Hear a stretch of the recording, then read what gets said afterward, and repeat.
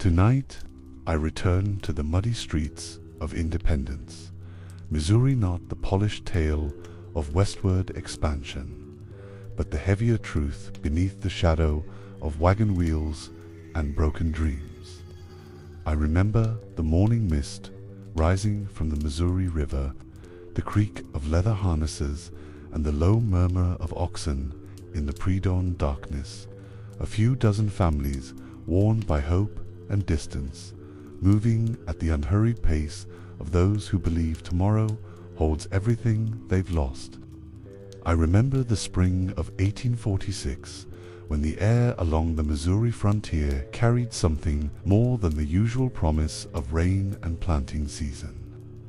There was a restlessness in the wind, a pull westward that seemed to tug at every man's sleeve and whisper in every woman's ear as she kneaded bread in the pre-dawn darkness. They called it manifest destiny, this belief that the nation was divinely chosen to stretch from ocean to ocean. But I remember it more simply as hunger, a deep, aching need for something better than what the worn-out farms of Illinois and Missouri could offer. The idea had taken hold like fever. California, they said, Oregon land, so rich you could plant anything and watch it grow tall enough to hide a man. Gold in the streams, they whispered, though few spoke of it openly yet. But I remember, too, the darker truth that lived beneath all that shining hope. The overland journey was no gentle pilgrimage through pastoral landscapes. It was 4 to 6 months of grinding, relentless travel, 15 miles a day if you were fortunate. Less if rivers ran high, or axles broke, or sickness took hold in your wagon. 15 miles through dust that choked your lungs and caked in your hair, through mud that could swallow a wheel to its hub, through heat that made the canvas wagon tops feel like ovens and cold that froze water in the barrels. In Springfield, Illinois, that restlessness had settled particularly heavy on a man named George Donner the Elder. George was near 60 years old, a farmer with calloused hands and a solid reputation, the kind of man neighbors trusted with their secrets and their money. His wife, Tamsin, the teacher, had given him daughters Elitha, 14 years old, and Leanna, 12 long, with younger children who still clung to their mother's skirts. George's brother, Jacob, lived nearby with his wife Elizabeth and their children, and together the Donner families had done well enough for themselves. But James Reed, the businessman, had been talking. James had made money in furniture and real estate, had built himself a fine house and filled it with fine things. And when James Reed talked about opportunity, people listened. He painted pictures with his words, vast stretches of California land, waiting for the right kind of man. Mild winters that would never freeze the crops, soil so fertile it seemed almost sinful to leave it unclaimed. Reed had already started planning, had already begun converting his wealth into the kind of portable assets a man could carry across 2,000 miles of wilderness. He commissioned a massive wagon, larger than most, with built-in beds and a stove, equipped with ox teams and provisions enough to see his family through the long months ahead. His wife, Margaret, who suffered from terrible headaches that left her bedridden for days, would travel in comfort. He promised their children, Virginia, 13, Patty, 8, James Jr., 5, and little Thomas, 3, would have everything they needed for the journey. The preparations consumed the winter months. There were oxen to buy and wagons to outfit, food to preserve and weapons to clean. The women spent long evenings sewing heavy canvas and mending, clothes that would need to last through prairie storms and mountain cold. The men calculated distances and studied crude maps, trying to imagine routes through country most had never seen, relying on guidebooks written by men who might or might not have traveled the trails themselves. As spring arrived and departure time approached, other families joined the Donners and Reeds. The Murphy family from Tennessee, Lavina Murphy, the widow with her grown sons and young daughters, and her son-in-law, William Foster, who had married Sarah Murphy and brought his own dreams of California prosperity. The Graves family, led by Franklin Graves, another farmer looking for better land and a fresh start. The Breens from Iowa, Patrick and Peggy and their 7 children, Irish Catholics in a mostly Protestant group, but welcomed for Patrick's skill with animals and his steady temperament. There were others, too, families whose names would be remembered and families whose names would be forgotten.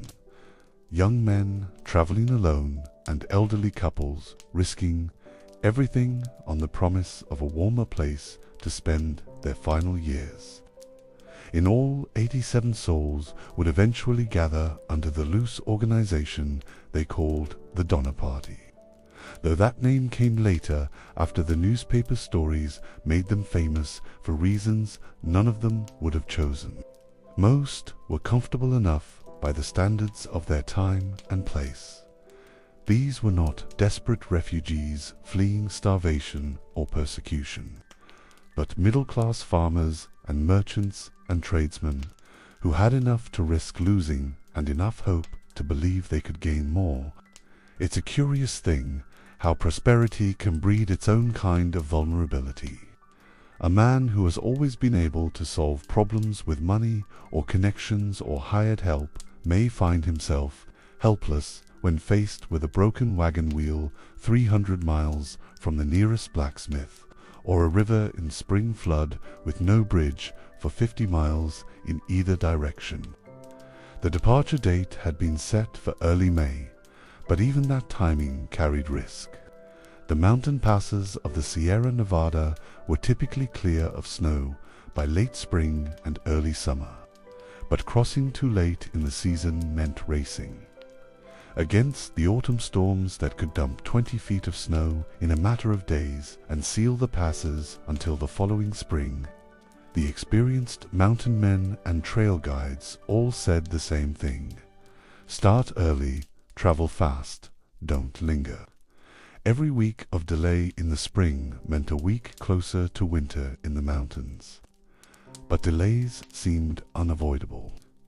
There were last-minute preparations, final business to conclude, family farewells that stretched longer than planned. Spring rains made the roads treacherous and swollen rivers impassable. Small problems compounded into larger ones, and early May became mid-May before the wagons finally began rolling toward Independence, Missouri. By the time the Donner Party gathered at Independence and made their final preparations, it was May 12, 1846. They were the last major wagon train to leave that year, departing at what experienced travelers already considered dangerously late in the season. The margins for error were growing thin, though few in the party understood just how thin they had become. The morning they left Independence, the air was still cool and sweet with spring moisture. The oxen were fresh and strong, the wagons loaded with everything from furniture to seed grain to fine china wrapped carefully in quilts. Children ran alongside the slow-moving procession, laughing and calling to each other, treating the departure like the beginning of a great adventure. Women sat in wagon seats wearing their best dresses, as if they were going to church rather than into 2,000 miles of wilderness. I remember how hopeful they were, how certain that their careful planning and comfortable circumstances would see them safely through whatever hardships lay ahead. They had maps and guidebooks, provisions and equipment, strong animals and willing hands. They had faith in their own capability and in the essential rightness of their cause. America was expanding westward, and they were part of that grand movement, part of something larger and more important than their individual lives. But I remember, too, the weight of that particular morning, the way the mist clung to the Missouri River and refused to lift, the way some of the oxen seemed reluctant to leave the familiar grass around Independence.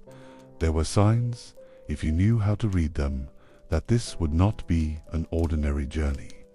The last major wagon train of 1846 rolled west under a cloudy sky, carrying 87 people toward a winter that would test everything they thought they knew about survival, about morality, about the price of dreams pursued too far into the wilderness. They could not have imagined that morning in Missouri what their names would come to mean in the stories people tell about the cost of moving west. They were just families seeking better lives, ordinary people caught up in the great currents of their time, rolling toward a destiny none of them had chosen.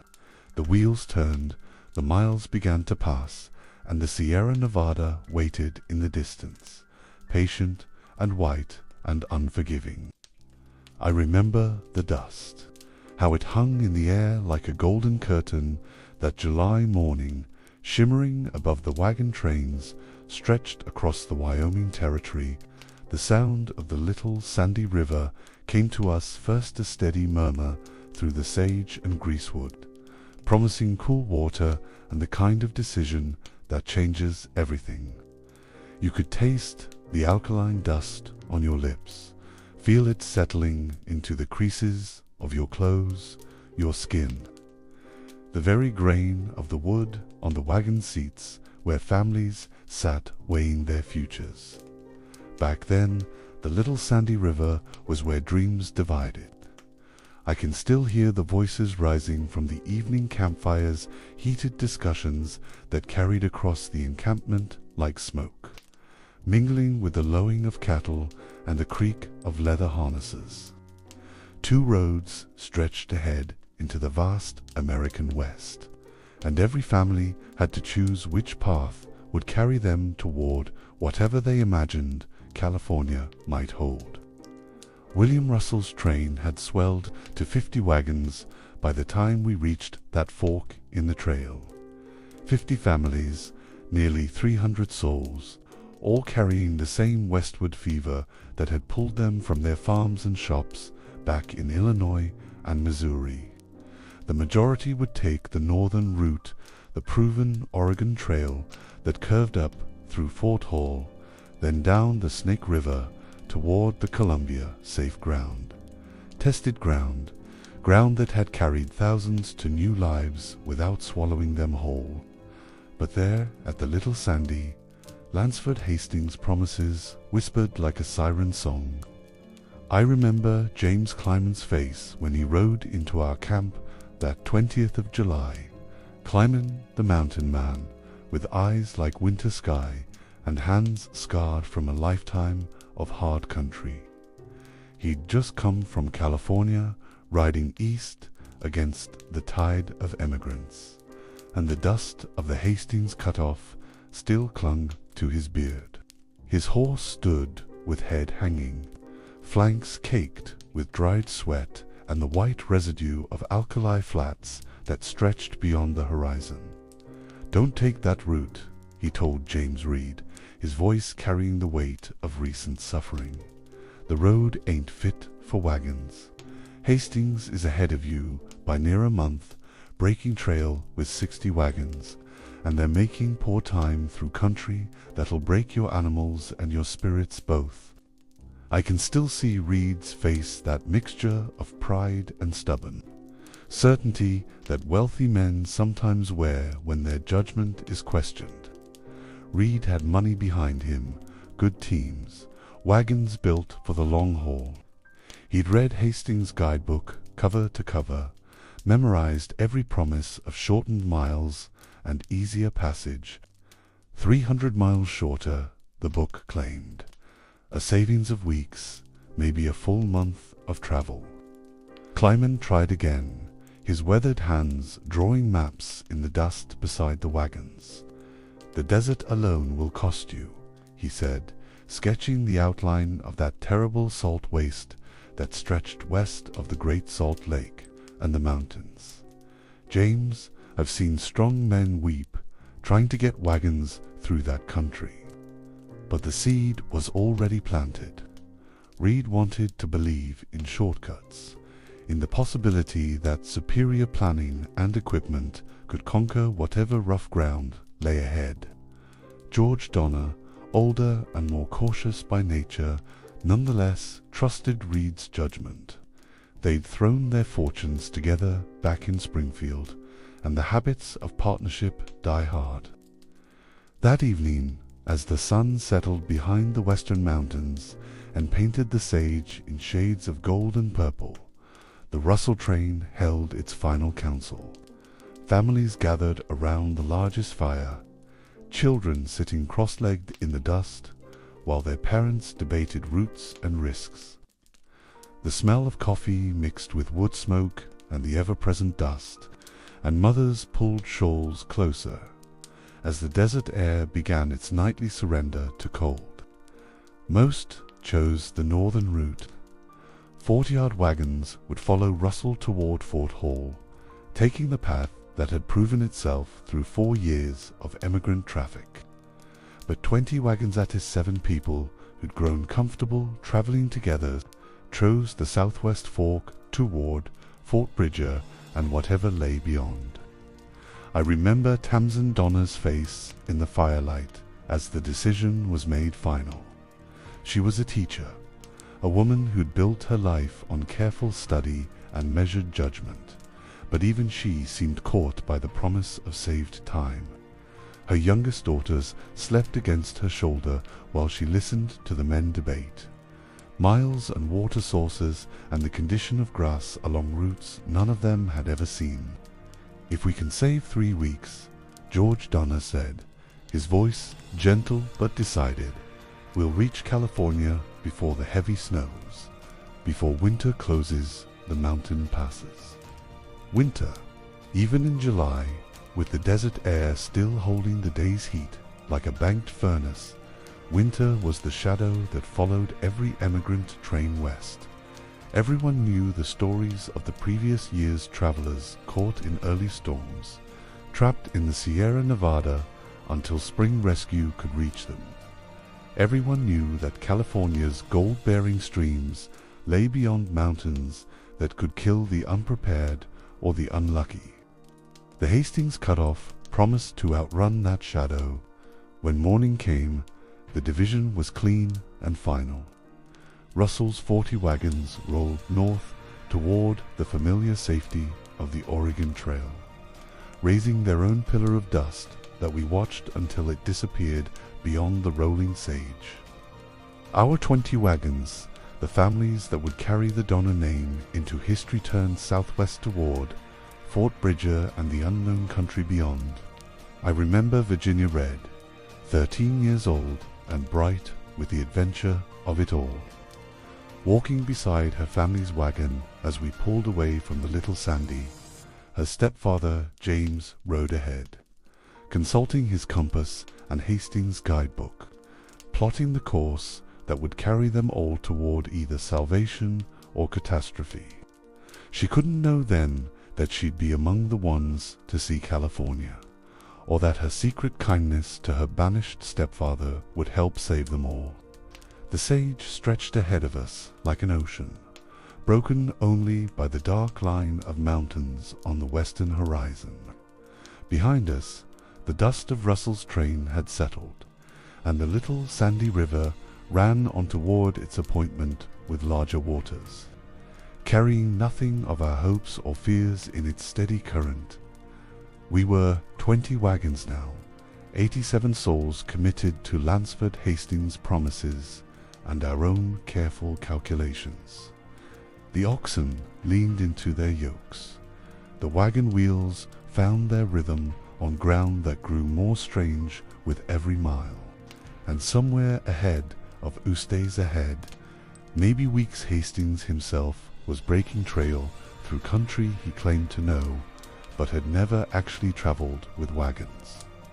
The fork in the road fell behind us, but the weight of that choice would travel with us all the way to the snow-locked shores of a lake that didn't yet have a name.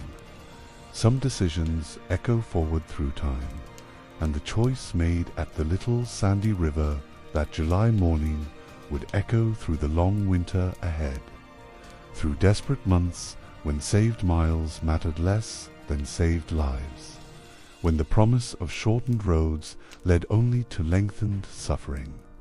But that was still ahead of us, hidden beyond the shimmering horizon where heat waves danced above the alkali and sage. For now there was only the steady creak of wheels, the dust rising from 20 wagons, and the weight of hope carrying 87 people toward whatever California might hold. I remember the ring of axes against pine, that steady rhythm echoing through the mountain valleys like a heartbeat, day after day, until the sound seemed to live in our bones. The 31st of July brought us to the mouth of East Canyon, where Lansford Hastings Trail disappeared into country that had never known wagon wheels. The smell of pine resin hung heavy in the morning air, mixed with the sweat of oxen already laboring against grades that seemed to climb toward heaven itself. This was where promises met reality, where Hastings' neat lines on paper became vertical walls of granite and timber, creek beds choked with boulders the size of houses, and slopes so steep that grown men had to lean into them just to keep their footing. The Wasatch Mountains rose before us like a fortress built by gods, who never intended humans to pass through with their wooden wheels and earthly burdens. James Reed had become our guide by necessity. Hastings himself had abandoned us for faster Company 60 wagons that had started weeks earlier and could break trail without the burden of families moving at walking pace. We found his note tied to a sagebrush at the canyon mouth, suggesting we send a messenger ahead to find him for guidance. Reed rode out with 2 companions into those towering peaks, following tracks and hope through country that swallowed men whole. When he returned 3 days later, his face carried the weight of what lay ahead. Hastings had shown him a route from the mountaintop, a sweeping gesture across miles of wilderness that looked possible from a distance, but dissolved into impossibility when you tried to roll a wagon through it. Still, what choice did we have? We were committed now, too far along the cutoff to turn back, too proud to admit the mistake that was already costing us days we couldn't afford. I remember the sound of steel biting wood as 20 families began to carve a road through country that had no interest in accommodating their passage. Children too young to swing an axe gathered deadfall, while their mothers cooked over fires built from the debris of our progress. Every tree that fell across our path had to be chopped away. Every boulder that blocked our route had to be pried aside with crowbars and rope, and the kind of stubborn determination that keeps people moving when sense tells them to stop. The wagons groaned up grades that tested every joint and wheel hub. Oxen strained against yokes until their breathing came in ragged gasps, their flanks dark with sweat that drew flies in clouds. We doubled teams on the worst climbs, hitching multiple oxen to single wagons and pulling them up inclines that seemed designed to break the spirit of anyone foolish enough to attempt them. 18 days. That's how long it took us to cover 36 miles through the Wasatch Mountains. 36 miles that should have been traveled in 2 days on decent ground became 18. Days of dawn-to-dusk labor that left us all hollow-eyed and wondering what madness had brought us to this place. The women's hands grew raw from gathering firewood. The men's shoulders ached from swinging axes and hauling on ropes. The children learned to sleep through the sound of cursing and the crash of falling timber. Some mornings we woke to find that a wagon had simply given up during the night, a wheel split beyond repair, or an axle cracked under stresses it was never built to bear. The Reeds abandoned their palace wagon, that massive conveyance with its built-in stove and mirror-lined interior. It sat there in a clearing among the pines like a monument to ambition, too heavy for the country ahead, too valuable to strip for parts. Other families made the same harsh calculations, choosing what to carry and what to leave for the mountain silence. I can still taste the alkaline dust that coated everything: our food, our water, the air we breathed. It was different from the honest dirt of prairie trails, sharp and bitter on the tongue. A reminder that we were traveling through country that didn't welcome human passage. The oxen's tongues hung out as they climbed, their eyes growing dull with exhaustion that rest couldn't cure. Tamsin Donna walked more often than she rode, her teacher's hands blistered from helping to clear the trail. Her daughters took turns riding in wagons that lurched and pitched over ground that barely deserved the name of road. She kept a diary, recording their progress in careful script. Made 2 miles today through very difficult country. Broke another wagon tongue. The men worked until dark, clearing fallen trees. The nights brought different struggles. Temperatures dropped toward freezing even in August, reminding us that we were climbing toward elevations where winter lived year-round. Campfires burned lower in the thin air, and coffee took longer to boil. Children shivered in blankets, while their parents sat around dying embers, calculating miles and days and the growing certainty that they were behind schedule by weeks, not days. George Donner's calm leadership held us together through those 18 days of mountain torment. He was 60 years old, an age when most men have learned the limits of their strength, but he swung an axe with the younger men and never spoke of turning back. His quiet authority kept families working together when the natural response would have been to scatter, each looking to their own survival. The worst of it was Emigration Canyon, that narrow slash through the mountains where the trail should have run. Hastings had led his earlier wagons through it successfully, but by the time we arrived, recent storms had filled it with deadfall and rockslide. Instead of following the natural route, we had to climb up and over the ridge itself, hauling wagons up slopes that seemed to reach toward the very sky. I remember the sound of wooden wheels scraping against granite, metal tires throwing sparks as they ground over stone that had never felt the weight of human ambition. Chains snapped under loads they were never meant to bear.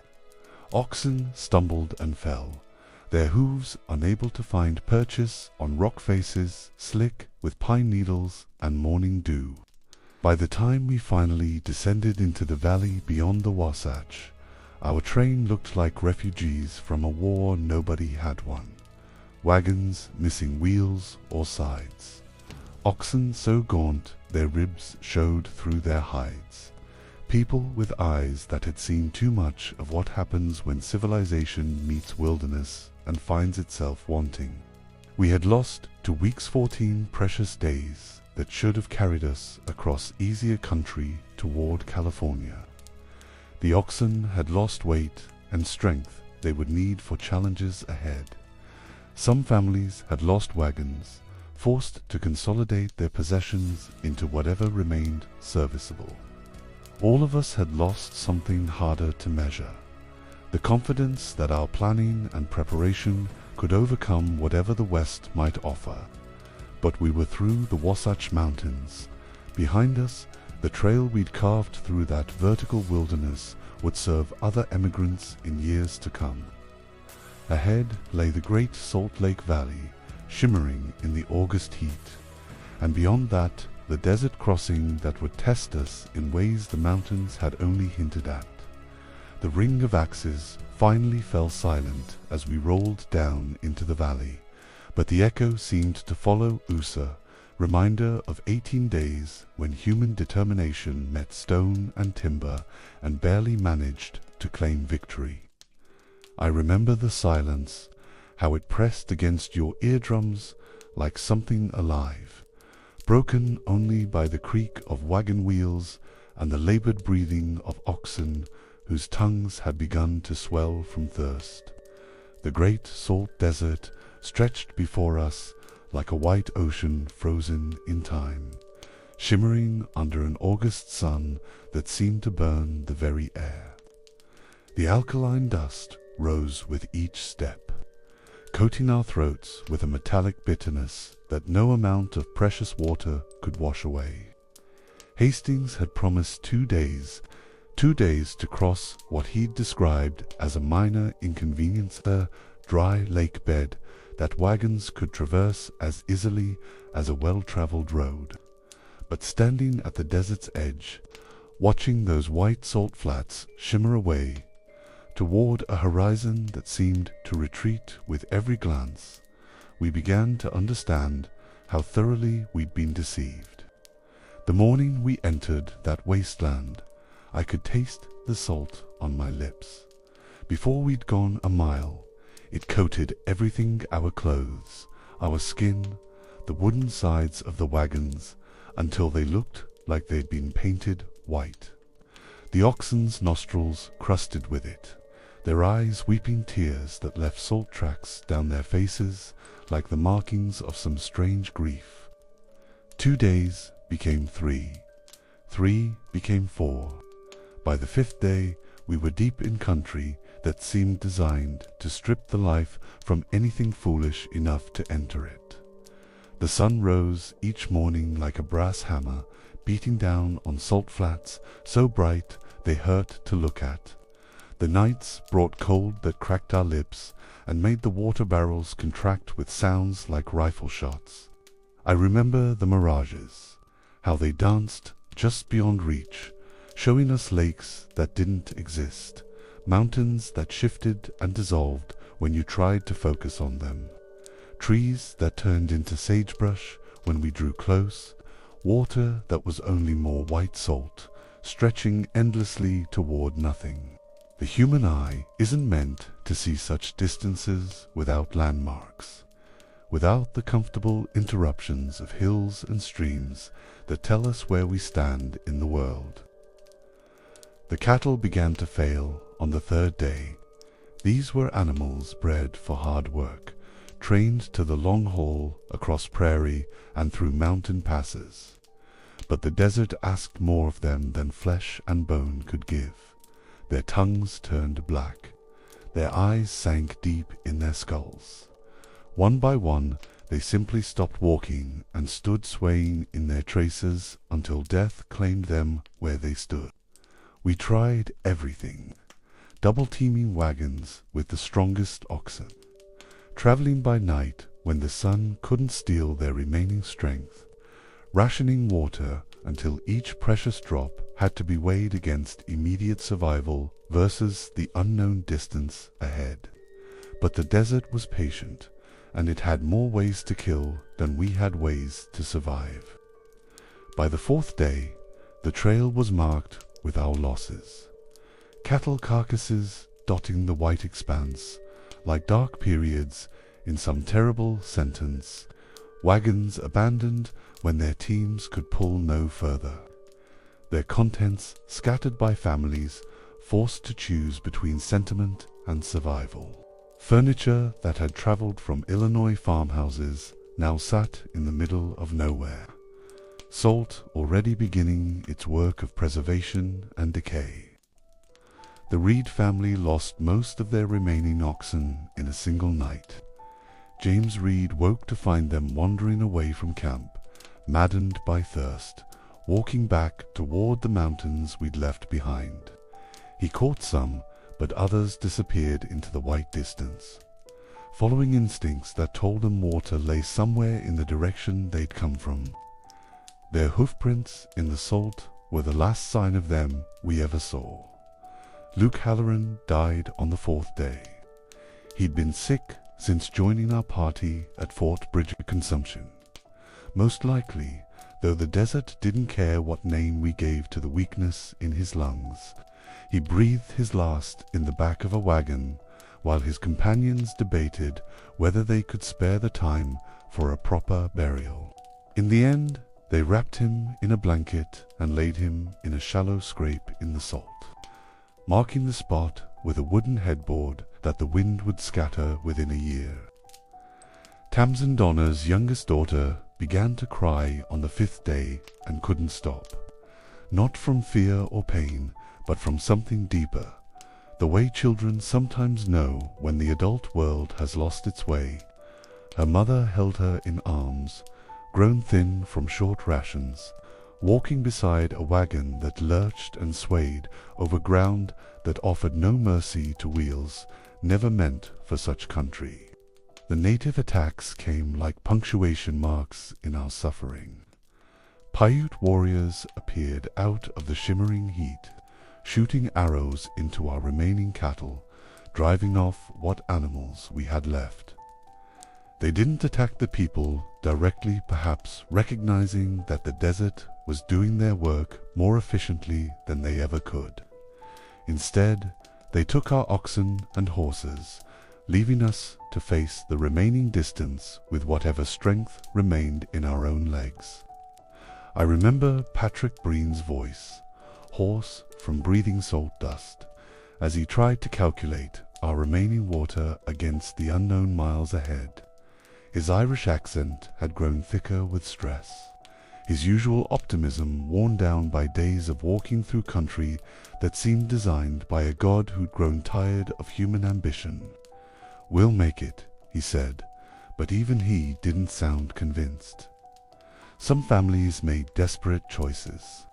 The Eddies abandoned their wagon entirely, loading what they could carry onto the backs of their remaining oxen. The Murphys consolidated 3 wagons into 2, leaving behind tools and furniture that had seemed essential when they'd started from Illinois.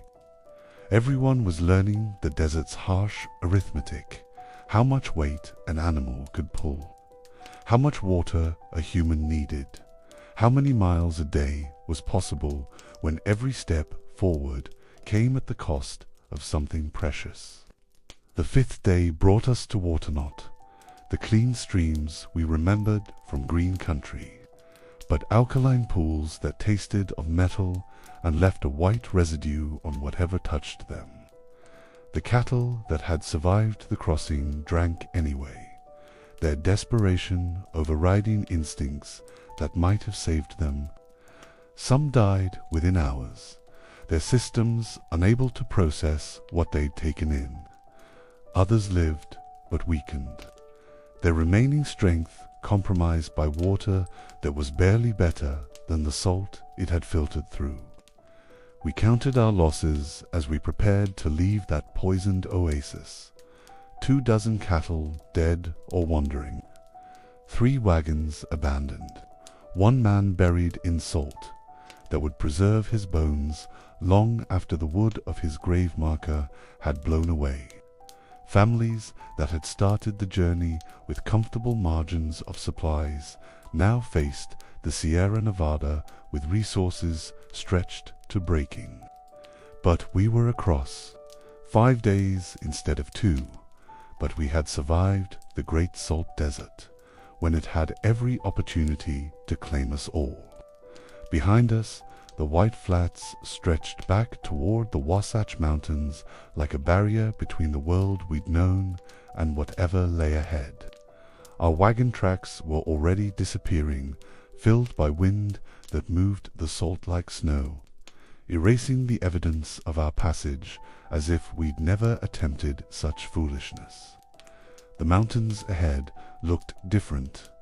No, not obstacles to overcome, but promises of water and grass and country where life was possible again. We didn't know yet that those same mountains would trap us when winter came early, that the delays accumulating behind us would cost more than oxen and abandoned furniture. For now, there was only the relief of solid ground under our feet and the terrible knowledge of how close we'd come to joining Luke Halloran in that white cemetery behind us. The desert had taught us something about limits our own and those of the animals and equipment we'd trusted to carry us to California. I remember the flash of steel in the afternoon sun, ... how it caught the light for just an instant before John Snyder's blood darkened the dust of the Humboldt River Trail. The smell of sage and alkali hung in the October air, mixed now with something metallic and final that would follow our party like a shadow all the way to the snow-locked mountains ahead. It had been building for weeks, the tension that comes when people are pushed beyond their limits and still expected to work together toward a common goal. The desert crossing had stripped away more than cattle and wagons. It had worn through the thin veneer of civilization that kept neighbors from becoming enemies when survival was at stake. John Snyder was a good man under normal circumstances, a teamster hired to help the Graves family with their wagons, strong in his arms and back, reliable in the way that men who work with animals learn to be. But these weren't normal circumstances. The trouble started over something as simple as whose wagon should go first through a sandy stretch along the Humboldt. James Reed's remaining team was struggling, the oxen still weak from the desert crossing, and his wagon had fallen behind in the line. Words were exchanged, the kind of harsh language that men use when they're afraid and trying not to show it. Snyder had a whip, most teamsters did, for encouraging reluctant oxen, and in his frustration he raised it toward Reed's team. I can still see Virginia Reed's face as she watched her stepfather and Snyder circle each other in the dust. She was 13, old enough to understand that something terrible was about to happen, too young to know how to stop it. The other families gathered in that way people do when violence hangs in the air close enough to witness, far enough to avoid the consequences. The knife came out so quickly that afterwards no one could agree on exactly how it happened. Reed always claimed self-defense, that Snyder had struck him with the whip handle, that the blood running down his face had blinded him to everything except the need to protect himself and his family. What everyone remembered was the sound John Snyder made as he fell. Not a scream or a shout, but something quieter, more surprised, the sound a man makes when he realizes that the argument he thought he was having was actually about life and death. His blood soaked into the alkaline dust, turning it dark and sticky under the October sun. Louis Kesselberg was the first to speak into the silence that followed. Kesselberg, the German immigrant who had been nursing grievances against Reed since the desert crossing, who had lost cattle and blamed Reed's leadership for delays that cost them all. He should hang, Kesselberg said, his accent making the words sound even more final. Murder on the trail. We have rope. The debate that followed went on for hours, voices rising and falling around the camp while John Snyder's body lay covered with a blanket in the sage. Some families sided with Kesselberg. Reed had killed a man over a trivial dispute, had let his pride overcome his judgment when the party needed unity above all else. In the end, they chose banishment over hanging. Reed would be cast out from the party, sent ahead toward California with a horse but no weapon, no supplies beyond what his family could secretly provide. It was a death sentence disguised as mercy. One man, alone in hostile country, with hundreds of miles to travel before reaching safety.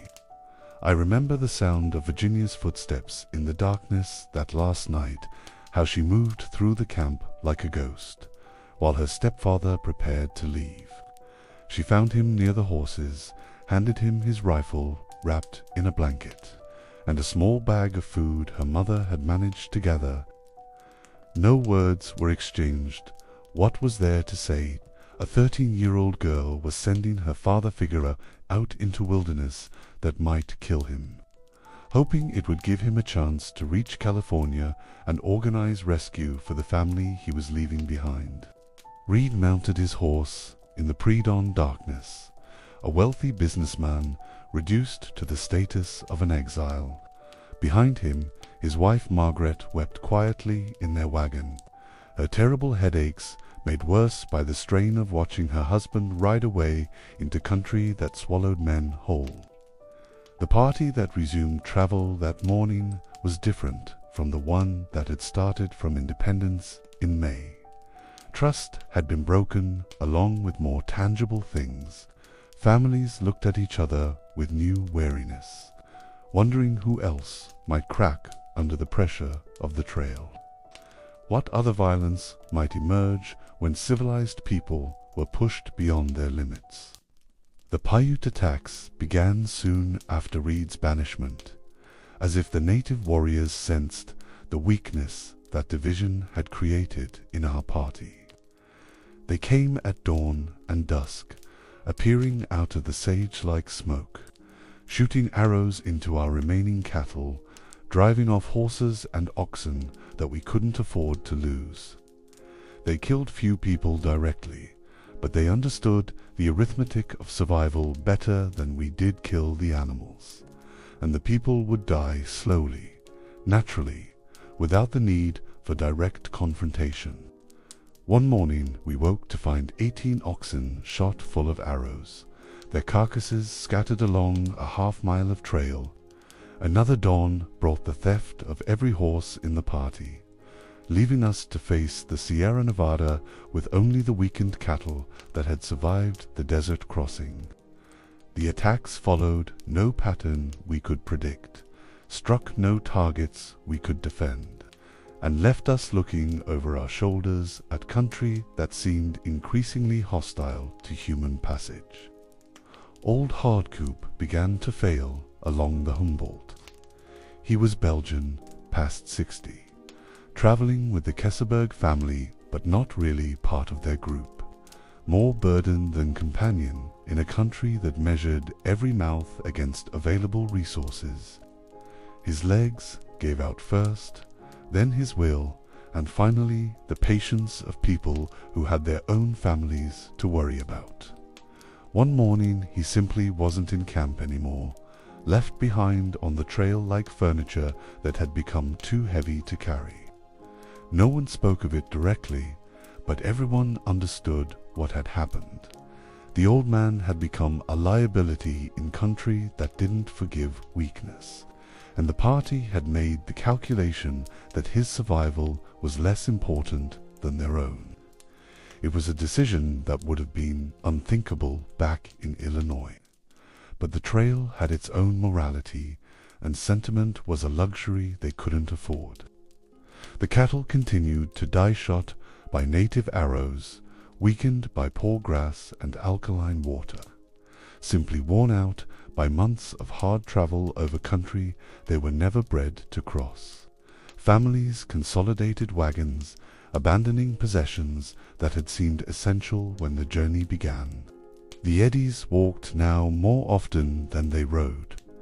The Murphy family pooled resources with other families, sharing the burden of survival as individual strength failed. By the time we reached the Truckee River, the waterway that would guide us toward the mountain passes, we had lost nearly 100 head of cattle and horses. The party that had seemed so well equipped back at the little sandy river now faced the Sierra Nevada with resources, stretched beyond any reasonable margin of safety. But James Reed was somewhere ahead of us if he'd survived the journey alone through hostile country, and California was still possible, still waiting beyond the mountains that grew larger with each day's travel. The blood on the trail behind us had brought us nothing but division and weakness. But we were still moving west, still following the promise of better country beyond whatever challenges remained. We didn't know yet that the mountains ahead would test us in ways that made John Snyder's death seem like a minor prelude to greater tragedies.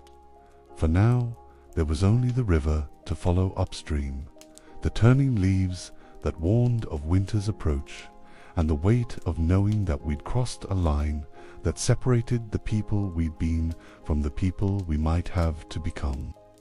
The trail had its own morality, and we were learning its harsh lessons, one death, one abandonment, one moral compromise at a time. I remember the cold wind through the pine boughs, how it carried whispers of what was coming, rustling the yellow leaves of aspens like 1,000 tiny warnings. We were too desperate to heed. The Truckee River ran clear and cold beside our camp in the meadows near what would someday be called Reno. And on the morning air you could taste something sharp and final, the metallic promise of snow gathering in the mountains that rose like a white wall between us and California. We had been traveling for 5 months and 18 days. 5 months of watching the calendar pages turn while we struggled through delays that accumulated like compound interest on a debt we couldn't pay. The comfortable margins we'd started with back in Missouri had been stripped away mile by mile, replaced by the kind of calculations that keep people awake at night. How many days to reach the pass? How much grass remained for the weakened cattle? How long before winter closed the high country entirely? But Charles Stanton had returned with hope. I can still see him riding into our camp that late October morning, sitting straight in his saddle despite weeks of hard travel. His face burned by high-altitude sun, but his eyes bright with the news we'd been praying for. Behind him came to native Menuas and Salvador, guides from Captain Sutter's fort who knew the mountain passes like other men knew the rooms of their own houses. Behind them, 7 mules loaded with flour and dried beef, gifts from the California settlements that proved civilization still existed beyond the granite walls ahead. Stanton was a small man, unmarried, traveling with no family to protect or provide for. He could have stayed safely in California when he'd reached Sutter's fort weeks earlier with a handful of other riders who'd pushed ahead. Instead, he'd loaded supplies, and the pass is clear, he told us as families gathered around to hear news from the promised land. Snow in the high country, but nothing the animals can't handle. Sutter sends his regards and enough supplies to see you through to the valley. The mules carried flour ground from California wheat, beef jerked in the dry air of the Sacramento Valley, and something more valuable than food proof that rescue was possible, that men could cross the mountains in both directions, even as winter approached. Luis and Salvador spoke little English, but their presence was its own message. They'd agreed to guide strangers through their ancestral lands, to share knowledge that might mean the difference between survival and disaster. We rested in the Truckee meadows for nearly a week. The grass was good there, the last decent forage our animals would see before attempting the mountain crossing. The cattle gained a little strength, their ribs still showing, but their eyes clearer than they'd been since the desert. Children played in the meadows while their parents debated the decision that would determine whether any of them lived to see another spring. Some voices counseled waiting until spring. The meadows could provide winter shelter, they argued. Grass under the snow, game in the foothills. Time to rest and recover before attempting the passes when travel was safe again. It was sensible advice, the kind of caution that had kept their ancestors alive through generations of hard winters on prairie farms. But winter in the Sierra Nevada was different from winter in Illinois. The snow didn't just cover the ground, it buried the world 20 feet deep, erasing trails and landmarks, turning familiar country into a white wasteland where men could walk in circles until they froze. And we were only 150 miles from Sutter's Fort, 150 miles from safety, from California's perpetual spring, from the end of a journey that had already cost US more than we'd ever imagined when we'd made our choice at the Little Sandy River. George Donner's voice carried the weight of leadership when he spoke to the assembled families that final evening in the meadows. He was 60 years old, older than most men of that era lived to be. But his judgment had guided us through the worst country any of them had ever seen. "We go up," he said simply. "The supplies are here. The guides know the way. If we stay, we face winter with what we have and nothing more. If we climb, we face California in a week's time." Tamsin Donner nodded her agreement. This woman who'd taught school back in Illinois, who'd built her life on careful study and measured decisions. She'd seen her family's resources stripped away by the desert and the mountains, watched her husband age years in the space of months, but she still believed in the possibility of reaching the promised land that had drawn them all so far from home. The decision carried by consensus rather than vote. No one wanted to be the voice that condemned 81 people to winter starvation in a mountain valley, just as no one wanted to be responsible for leading them into a trap that might kill them all. We broke camp on the morning of October 31st, 1846, All Hallows Eve, though few of us marked the date or thought about its significance. The wagons rolled out of the meadows in a line that stretched for nearly a mile. 21 families reduced now to the essential food, clothing, tools, and hope. Everything else had been abandoned along the trail behind us, left as markers of a journey that had demanded more sacrifices than any of us had planned to make. The Truckee River guided us upstream toward the high country, its water running clear and cold over granite stones. Pine trees grew thicker as we climbed, their branches heavy with early snow that fell in soft clusters when the wind shook them. The air grew thin and sharp, each breath a reminder that we were climbing toward elevations where human life balanced on the edge of possibility. Behind us, the meadows where we'd rested disappeared around a bend in the canyon. Ahead, the mountains rose like stairs built for giants, each ridge higher than the last, until the peaks disappeared into clouds that might have been snow or might have been sky. The trail was good. Here other emigrants had passed this way in previous years, wearing a path that wagons could follow. But the cold was gathering strength with each mile of elevation. Frost formed on the wagon covers before dawn, and ice skimmed the water barrels until the sun climbed high enough to melt it. The children rode, bundled in every piece of clothing their families possessed, while the adults walked more often than not, trying to generate warmth through movement. Luis and Salvador rode ahead, scouting the trail, their dark eyes reading signs in the landscape that remained invisible to the rest of us. They'd grown up in this country, learned its moods and dangers from fathers who'd learned from their fathers, carrying knowledge that went back generations. If anyone could guide us safely through what lay ahead, it would be these two men who'd risked their own lives to help strangers cross their homeland. 81 people, now 81 souls, betting everything on the promise that winter would hold off for just a few more days, that the passes would remain clear until they could reach the western slope and begin the descent toward California's gold country. The first snowflakes began to fall as we made camp that Halloween night, drifting down through the pine boughs like cold stars, melting when they touched the ground, but promising more to come. We were racing winter now, openly and obviously, betting our lives that we could climb over the roof of the world before it collapsed on top of us.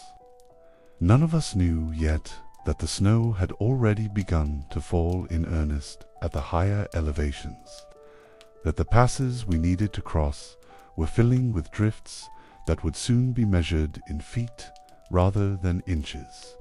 For now, there was only the steady climb toward the white peaks ahead, the hope that Stanton's assessment had been accurate, and the terrible knowledge that we'd committed ourselves to a gamble, where the stakes were higher than any of us had ever imagined.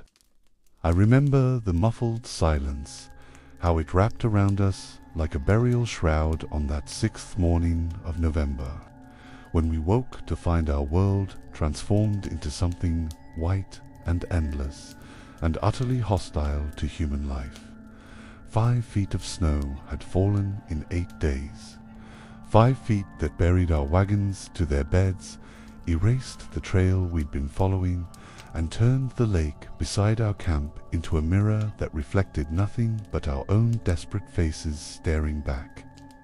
The snow had begun gently enough on the 1st of November, fat flakes drifting down through the pine boughs like a benediction, beautiful in the way that dangerous things often are. We'd seen snow before, lived through winters in Illinois and Missouri that tested men's resolve and killed the unprepared. But this was different. This was snow that fell with purpose, accumulating hour by hour until the very air seemed thick with it, until breathing became an effort and vision narrowed to a few white yards in any direction. Patrick Breen's pencils scratched against paper in the dim light of what had been the Stevens cabin, recording the measurements that would become our calendar of desperation. November 3rd snowed all night, 6 inches deep. November 4th, still snowing, 2 feet on level ground. November 6th to 5 feet deep, impossible to travel. We'd tried to cross the pass 3 times before accepting what the mountains were telling us. The first attempt came on November 3rd, when the snow was still manageable and hope still seemed reasonable. Charles Stanton led the way with Luis and Salvador, their mules breaking trail through drifts that grew deeper with every step. The wagons followed in single file, wheels churning through snow that clung like wet cement, oxen straining against yokes that seemed to grow heavier with each labored breath. We made it halfway to the summit before the trail simply disappeared. Snow filled the gaps between boulders, smoothed the edges of cliffs, turned familiar landmarks into white anonymity. The mules floundered in drifts chest deep, their legs punching through crusted surface into powder that offered no purchase. Behind them, the oxen began to fail, their weakened bodies unable to generate the heat needed to keep working in such conditions. The retreat back to the lake was harder than the attempted advance.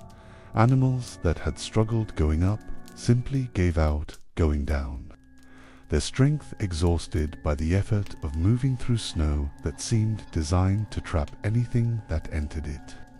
We abandoned 2 wagons on the trail, their contents buried under drifts that would hold them until spring. If spring ever came to this place that felt increasingly like the end of the world, The second attempt came on November 13th, after the snow had stopped for long enough to let us believe the worst was over.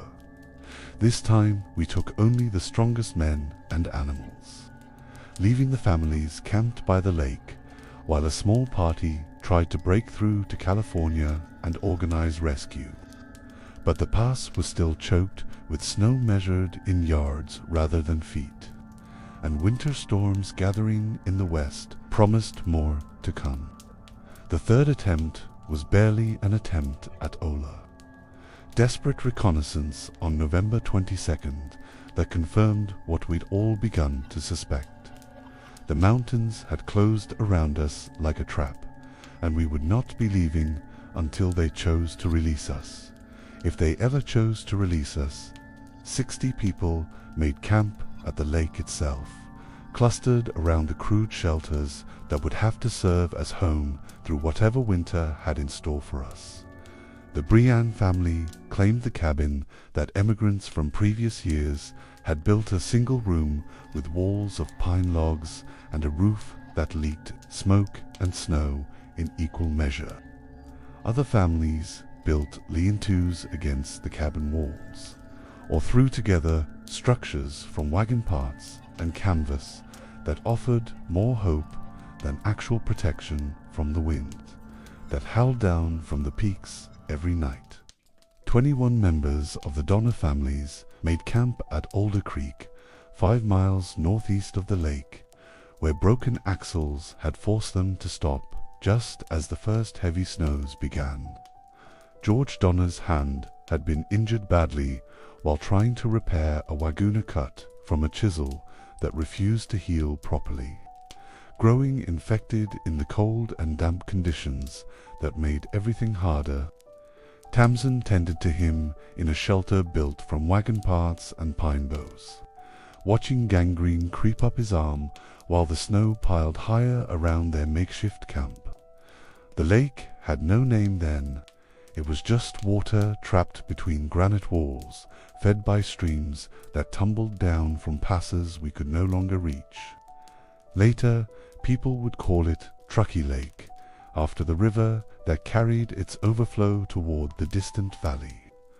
Much later still, they'd rename it Donner Lake, making it a memorial to the families who'd never intended to winter in such a place, but found themselves prisoners of geography and weather and their own miscalculations. I remember the sound of axes biting into frozen pine, the ring of steel on wood so cold it shattered like glass. If you struck it wrong, every stick of firewood had to be cut from trees growing on slopes, where the snow lay deeper than a man was tall. Every trip to gather fuel became an expedition that required snowshoes made from ox yokes and strips of rawhide. Crude affairs that kept you on top of the drifts if you moved carefully, but could trap you in snow holes if you fell. The children adapted first, the way children do to circumstances that would break adult minds. They tunneled through the snow like small animals, creating passages between the shelters that allowed movement even when the surface was impassable. They played games that involved staying warm, staying fed, staying alive, games their parents wished they'd never had to learn. Virginia Red, 13 years old and already wise beyond her years, helped her mother manage the family's dwindling resources. Her stepfather, James, was somewhere beyond the mountains, dead or alive. Nobody knew, and the responsibility for keeping the family together had fallen to women and children who'd never imagined such burdens. Her little brother Tommy, only 3, grew quiet in the way that hungry children do, his eyes too large in a face that grew thinner with each passing day. The snow kept falling, not continuously, but often enough to remind us that we were living in a world where winter made the rules and humans simply tried to survive them. Each storm added another foot or two to the accumulation. and each clear day that followed was too brief and too cold to make much difference in the steadily rising tide of white that surrounded us. By the end of November, the drifts measured 20 feet deep in places. 20 feet of snow pressing down on shelters built for temporary use, burying the landscape so completely that familiar trees became mere hints beneath the surface. The lake itself froze solid, its surface covered with snow so deep you could walk across it without knowing water lay beneath your feet. Food became a calculation measured in ounces rather than meals.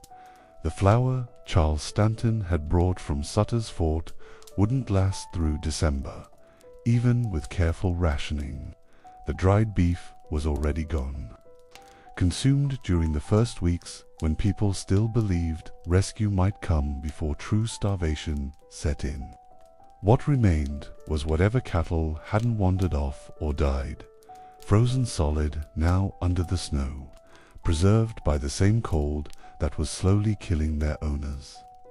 Louis Kesselberg, the German immigrant who'd wanted to hang James Reed back on the Humboldt River, proved surprisingly resourceful at making something edible from materials that barely qualified as food. He boiled rawhide until it produced a thin gruel that contained some nutrition, even if it tasted like leather soup flavored with desperation.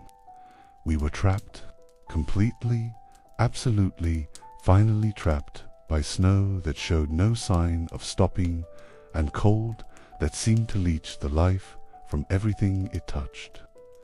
The passes that had seemed so close in October were now sealed under drifts that wouldn't melt until late spring. If then, California was still only 150 miles away, but it might as well have been on another planet for all the good that proximity did us. I remember the taste of boiled leather, how it coated the tongue with something that wasn't quite food, wasn't quite desperation, but something in between. By late November, that bitter, glutinous residue had become familiar, almost welcome in the crude shelters pressed against Truckee Lake's eastern shore. The cabins, if you could call them that, were nothing more than lean-tos built against tree stumps and boulders.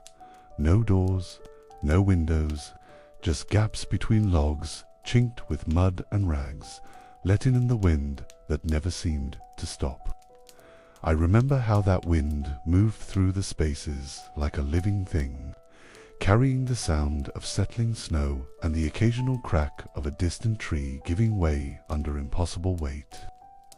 Patrick Breen, the Irish Catholic who had claimed the abandoned Stevens cabin from an earlier expedition, scratched his daily entries by firelight when wood could be found. His pencil made the only sound some evenings beyond the breathing of huddled bodies and the soft scurrying of mice in the corners. Those mice, ... they became precious things. Tiny movements in the darkness that meant protein, meant another day or two of life. The progression happened slowly, the way most tragedy does. In early November, they had still been eating poor beef from the few remaining cattle. By the 20th, those animals were gone, shot and butchered, before the snow could bury them completely. Then came the hides, stretched and scraped, boiled for hours until they released whatever nutrition they could offer. The water turned brown and thick, like a stew that had forgotten what it was supposed to be. I remember how Margaret Red, suffering from her terrible headaches that had plagued her since Missouri, would sit for long hours staring at a piece of charred leather in her palm. Her children, Virginia 13, and trying to be strong, little Patty. Only 8 would watch their mother's face for some sign that today might be different, that somehow the snow might stop, or a rescue might come, or the leather might taste like the roast beef they remembered from Springfield. The Reed family had it harder than most in those first weeks of hunger. James Reed, banished in October for killing John Snyder, had taken with him his teamster and the family's main provider. Without him, Margaret and the children depended on the charity of families who were watching their own supplies dwindle day by day. By December, that charity had worn thin as old cloth. It was then that they ate Cash... the family dog who had followed them from Illinois. Virginia Reed would never write about it in her letters, never speak of it in later years. But I remember how the decision was made in silence one evening when the children's cries had grown too weak to ignore. Even that small life, sacrificed with trembling hands, provided only a few days' relief. The snow kept falling, 22 feet by December's end, 25 feet by February's heart. The world above became unreachable, a memory of sky and horizon that seemed as distant as the farms they had left behind. Below, in the dim spaces between logs and canvas, families huddled closer to fires that grew smaller each day. Seasoned wood became precious as food. Green pine would barely burn, and the smoke it produced stung eyes already weakened by poor nutrition. Some days passed without any fire at all, just the shared warmth of bodies and the faint hope that tomorrow might bring a fallen branch or a scrap of fence rail they had missed. The Breen family crowded into the abandoned cabin with its low roof and dirt floor, fared better than most. Patrick had been cautious with their supplies, methodical in his rationing. But even they felt the slow grip of hunger as November became December. His diary entries grew shorter, his handwriting less steady. Still snowing, he would write, "Wind awful." At the Donner Camp, 5 miles northeast at Alder Creek, the situation grew more desperate. George Donner, the kindly patriarch who had been elected leader back in the hopeful days of spring, lay in his wagon with an infected hand that refused to heal. The wound had turned gangrenous, black and foul-smelling, and his wife Tamsin tended him with the devotion of someone who knew she was watching love itself slowly die. The Donner children's, some barely old enough to understand what hunger meant, learned to find sustenance in things that would have made them wretch months before. Shoelaces became chewy treats. Belt leather, cut into strips and boiled soft, provided something to gnaw. Even the mice that Virginia Reed's little sister Patty caught with her bare hands became cause for quiet celebration. I remember the silence that settled over both camps as December deepened. Not the comfortable quiet of a snowy evening by a warm hearth, but the heavy silence of people conserving every breath, every word, every movement that might burn precious energy. Conversations became whispers, footsteps became shuffles, even tears seemed rationed. The children adapted with the terrible flexibility of youth. They learned to sleep long hours to escape the gnawing in their bellies. They learned to make games from counting mouse tracks in the snow or watching ice crystals form on the inside of cabin walls. They learned not to ask when Papa was coming back or when they might have real food again. Some of the older children took on adult responsibilities with grim determination.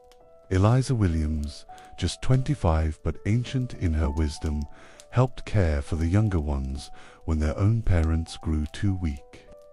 She had lost her husband back on the trail and now faced the possibility of losing these borrowed children who had become her world. By December's end, the first deaths had come quietly in the night. Old Hardcoop, abandoned along the Humboldt River, was already gone, but now the mountain claimed its own. The very young and the very old went first, their bodies simply unable to sustain the fight. They were buried beneath the snow, marked with stakes that would disappear by spring. Louis Kesselberg, the German immigrant who had advocated hanging James Reed, became a figure of growing suspicion as the hunger deepened. But in those December nights, with the wind howling through gaps in their shelters and the snow pressing down like the weight of all their abandoned dreams, such concerns seemed distant. Survival was measured in heartbeats and breaths, in the ability to open one's eyes each morning and face another day of slow, methodical hunger. The slow hunger had become their teacher, showing them what they could survive, what they could sacrifice, what they could become when everything familiar was stripped away and only the will to continue remained. I remember the sound of crude snowshoes crunching through powder that had no bottom. 17 pairs moving in single file across a landscape that seemed to stretch beyond the edge of the world. They called themselves the Forlorn Hope, a name borrowed from military terms for the soldiers sent first into impossible battles. Mid-December had brought a brief clearing in the weather, a few days when the snow stopped falling and the wind died to whispers.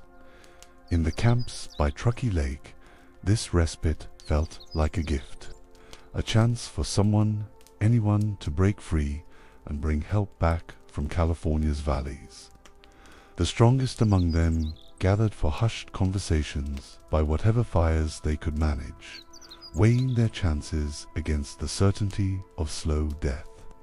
15 souls volunteered at first, then 17 when Louis and Salvador, the 2 Miwok guides who had come with Charles Stanton from Sutter's Fort, quietly joined the group.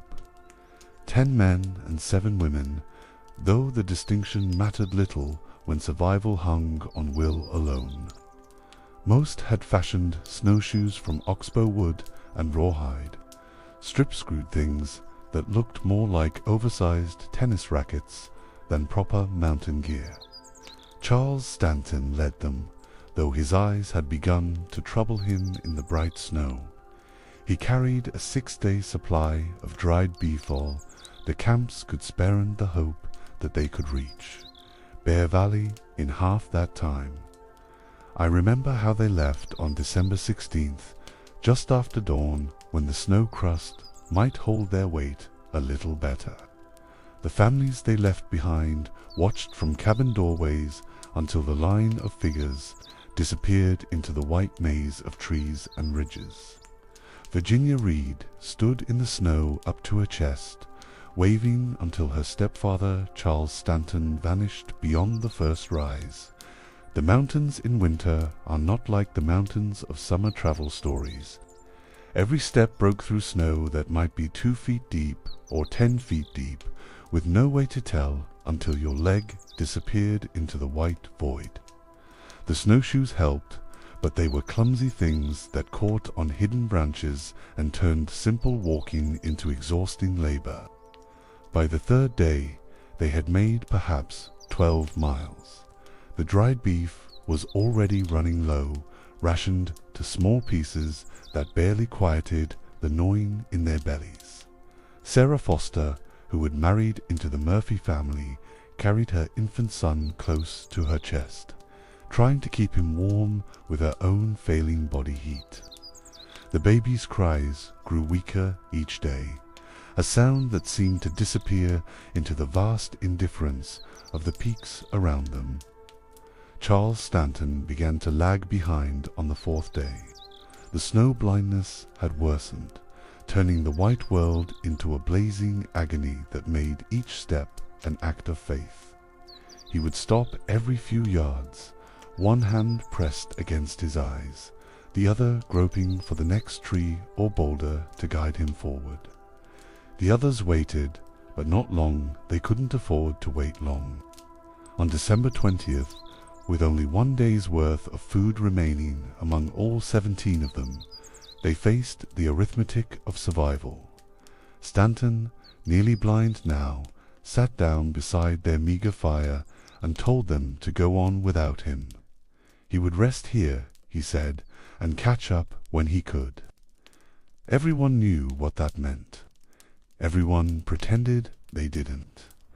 I remember how they found him the next morning when they passed the same spot on their back tracks, Stanton, the bachelor from Chicago who had turned back from safety to help strangers, sitting peacefully against a pine tree with his pipe still in his mouth.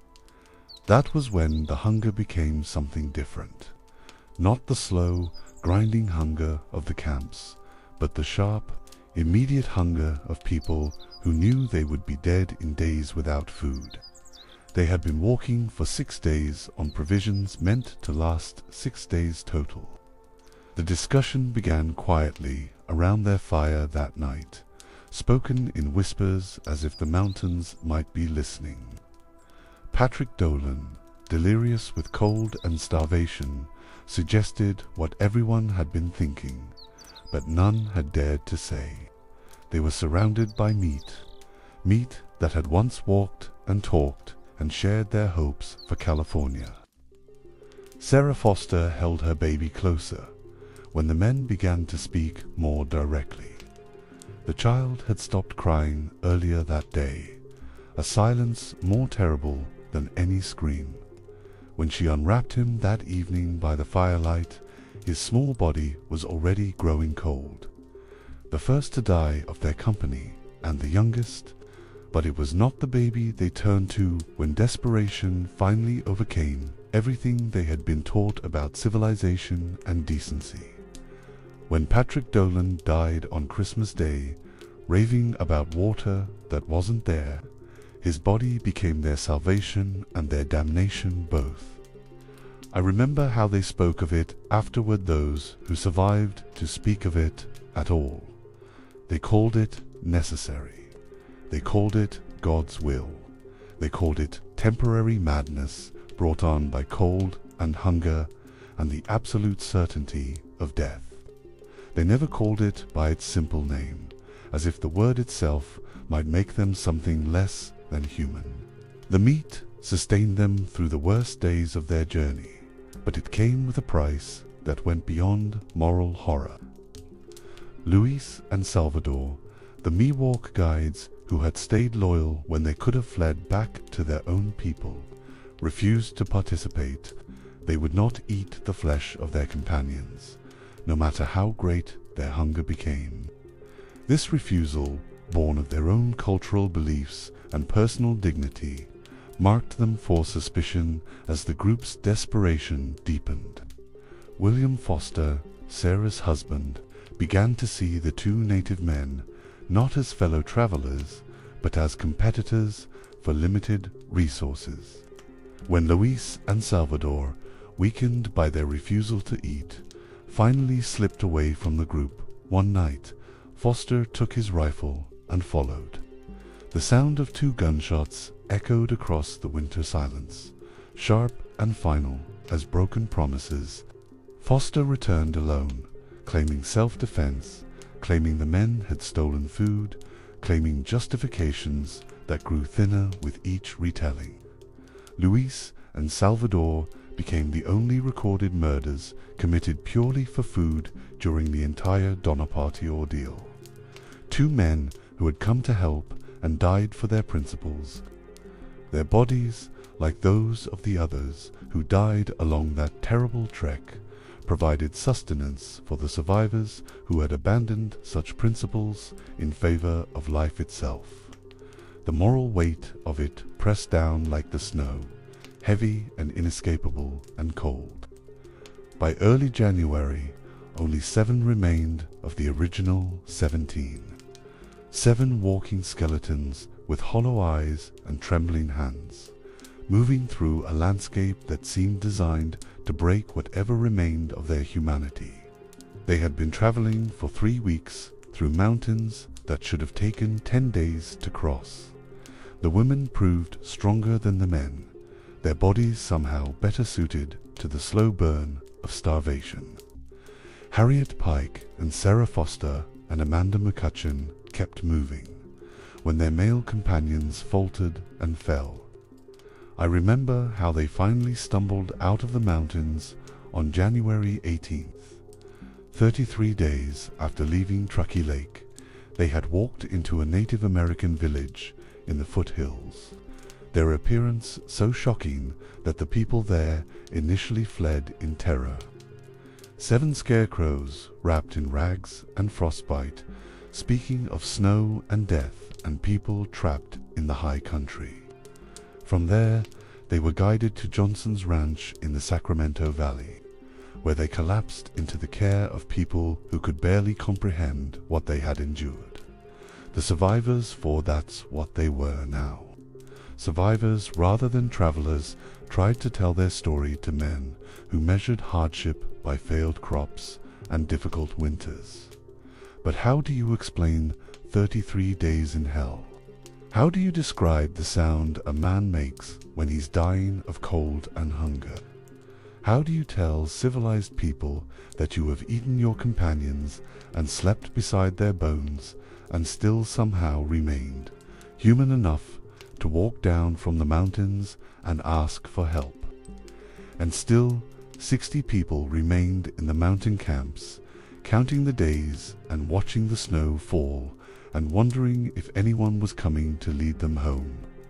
The forlorn hope had broken the prison of the peaks, but their freedom had cost them something that could never be recovered: the comfortable certainty that they were different from the beasts that hunted in the wilderness around them. I remember the sound of children's cries growing weaker, not the sharp protests of healthy hunger, but the thin, reedy sounds that seemed to drift away even as they left small throats. By January, those cries had become markers of time in the camps beside Truckee Lake, growing fainter each week like candles burning down to their last wicks.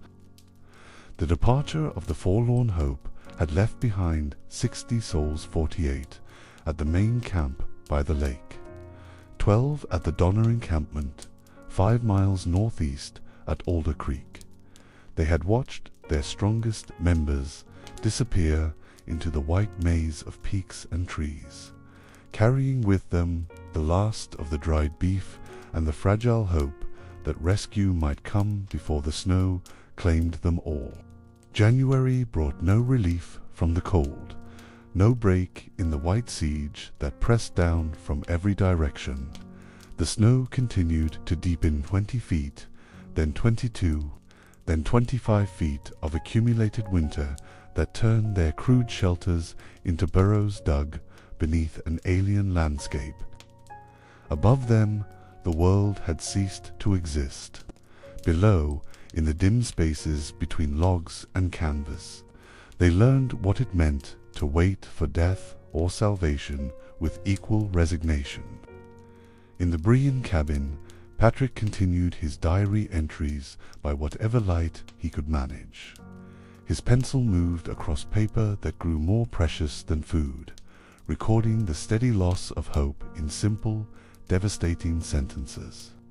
Still snowing, he would write, "Mrs. Murphy said here yesterday that she thought she would commence on Milt and eat him."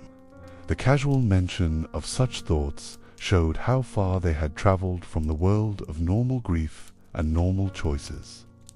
Milt Elliott had been James Reed's teamster, a young man who had died in the first terrible weeks after the Forlorn Hope's departure. His body, like those of the others who had passed quietly in the night, lay preserved in the snow that served as both tomb and larder. The line between mourning and survival had blurred until it disappeared entirely. At the Donner camp, Tamsin Donner moved through her days with the careful deliberation of someone who knew she was living on borrowed time. Her husband, George, lay dying slowly in their wagon, his gangrenous hands swollen and black, the infection spreading through his system like spilled ink on white paper. She tended him with herbs that did nothing and prayers that seemed to disappear into the cold air. but mostly she just sat beside him and watched love itself fade away by degrees.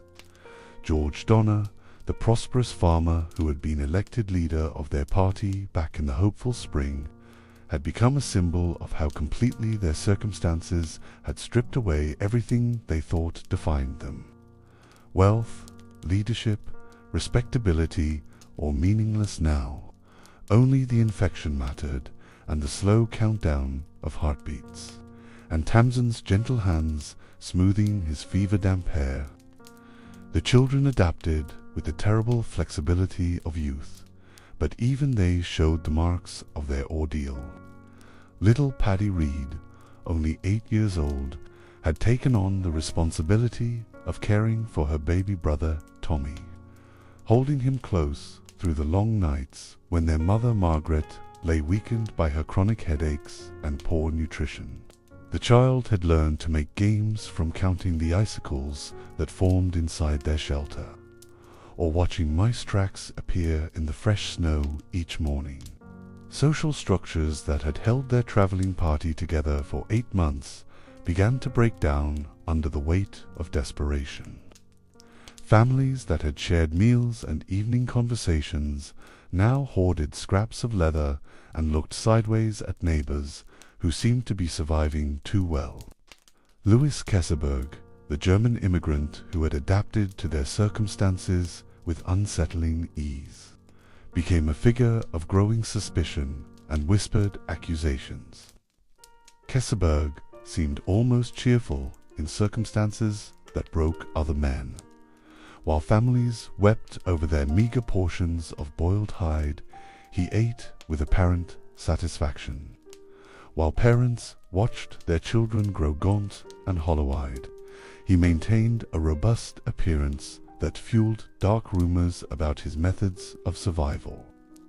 The other survivors would carry these suspicions for the rest of their lives, though the truth remained clouded in hunger and desperation. The demographic patterns of death became grimly predictable. As January wore into February, the very young, those under 5 years old, began to fade first, their small bodies unable to sustain the fight against cold and starvation. Then the elderly, anyone over 50, succumbed to the accumulated stress of months without proper food or warmth. The robust, middle-aged survived longest, but even they showed the telltale signs of slow starvation. Loose skin, hollow cheeks, eyes that seemed too large for their skulls. Men died at twice the rate of women, their larger bodies burning through limited calories more quickly. Their cultural role as providers leaving them with less practice at managing scarcity. Women, accustomed to eating last and least, to making do with smaller portions and finding ways to stretch resources, proved more resilient in circumstances that demanded endurance over strength. Family connections improved survival odds in ways both practical and psychological. The Breens crowded together in their abandoned cabin, shared warmth and resources and the simple comfort of familiar voices in the darkness. Isolated individuals like Baylis Williams, the Reed family's hired hand, died alone and unmourned, their bodies providing sustenance for people who had known them as friends and companions just months before. I remember how time moved differently in those buried camps. Days blended into nights, without the sun to mark their passage. Hunger became a constant companion, familiar as the cold, reliable as the wind that never stopped moving through the gaps in their shelters. They learned to measure progress, not in miles traveled or goals achieved, but in heartbeats counted and breaths taken and eyes that opened one more morning. The waiting was perhaps the cruelest part, worse than the hunger, worse than the cold, worse than watching friends and family members fade away in the night. They had no way of knowing whether the forlorn hope had survived their journey, whether rescue parties were forming in California's valleys, whether anyone in the outside world even knew they existed. Some days brought false hopes, a break in the weather that made them think spring might be coming early, or tracks in the snow that might belong to search parties, but turned out to be wolves or their own desperate imaginations. These small disappointments accumulated like the snow itself, adding weight to hearts already strained beyond endurance. Patrick Breen's diary entries grew shorter and more stark as February deepened. "Hungry times in camp," he wrote. "Plenty hides, but the folks will not eat them." At the Donner camp, the situation had become even more desperate. Jacob Donner, George's brother, had died in January, leaving his family to fend for themselves in the crude shelters they had built among the trees.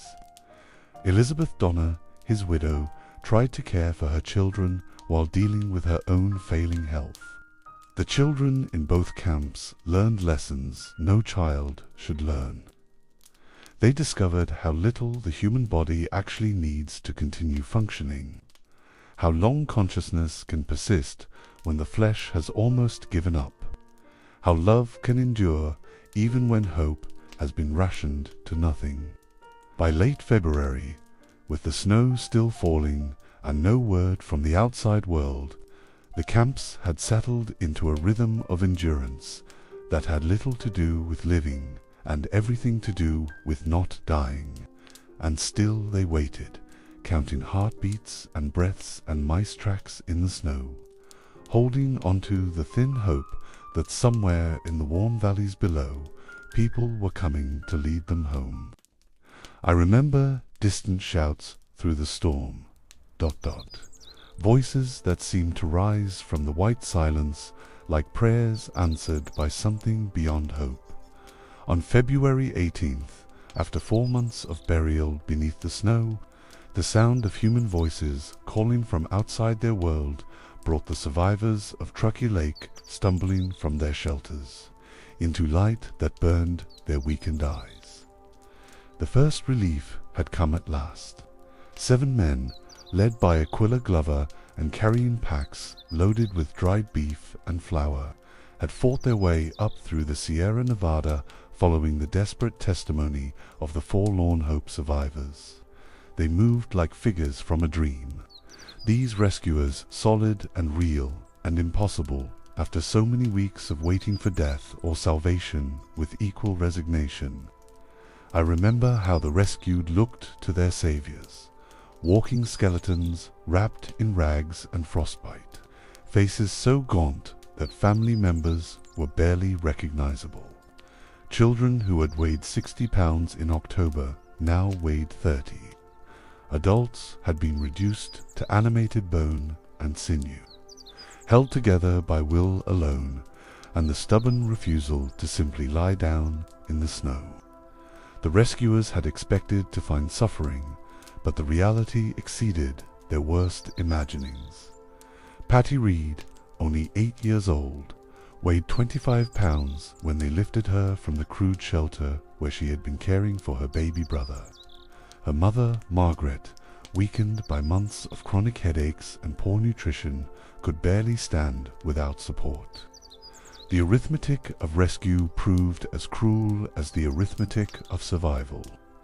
Each rescuer could carry supplies for himself and perhaps one child on the dangerous journey back down the mountains.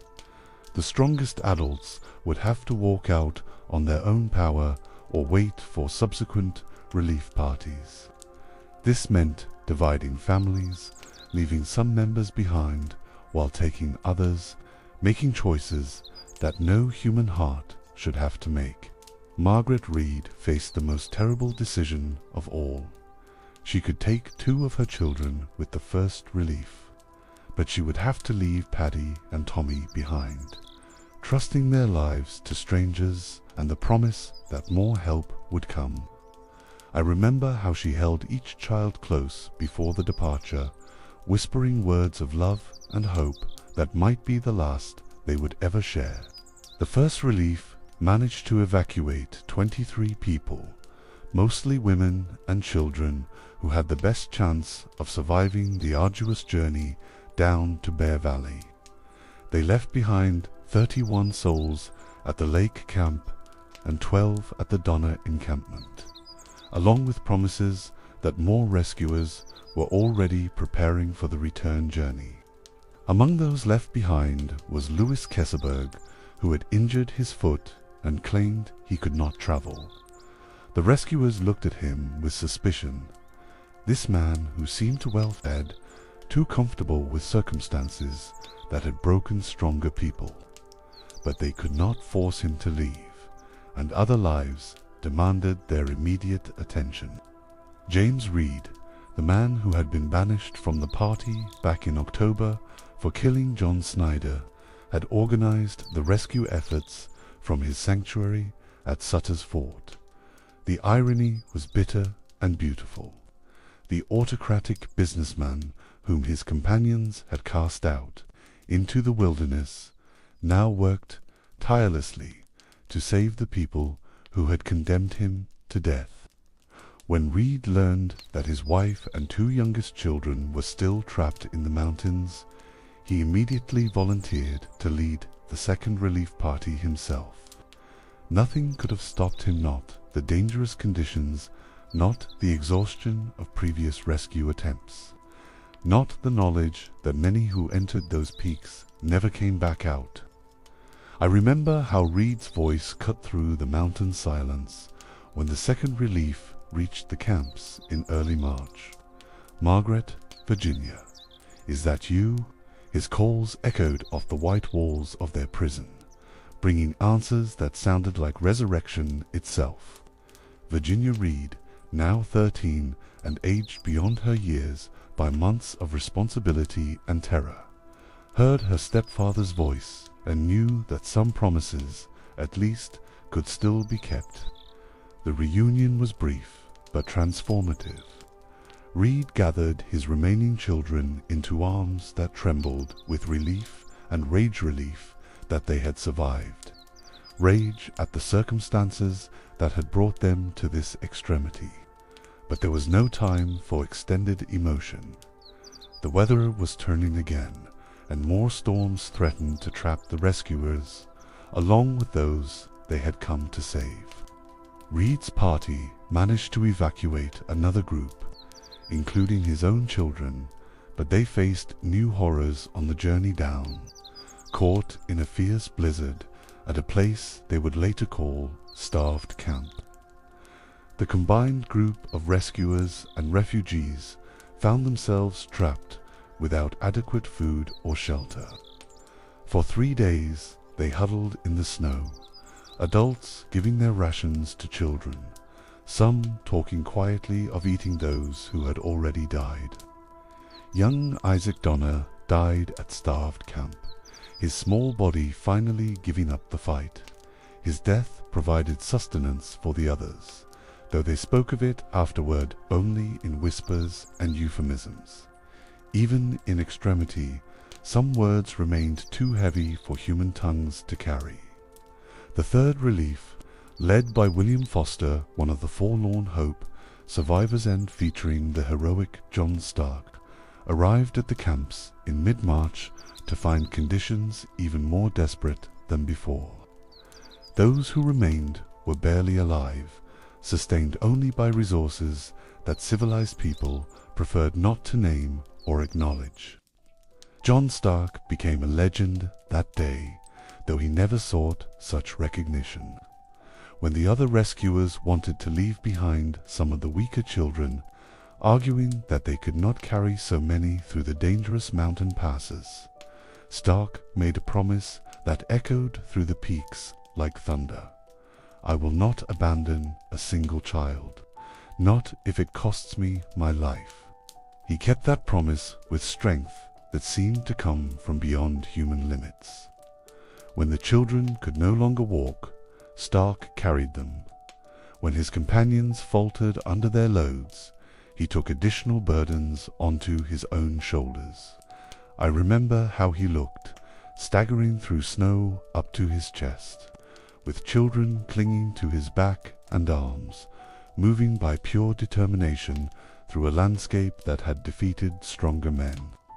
At one point, Stark carried 3 children simultaneously, 2 on his back and 1 in his arms, while breaking trail through snow that threatened to swallow them all. When one of his companions suggested leaving the weakest behind, Stark's response became part of mountain legend. "No, by God, I'll see every one of these children out of the mountains alive, or die trying." The third relief evacuated most of the remaining survivors, but a few stayed behind by choice or circumstance. Tamsin Donna could have left with this group, but she chose to remain with her dying husband, George. Love, it seemed, could be stronger than survival instinct.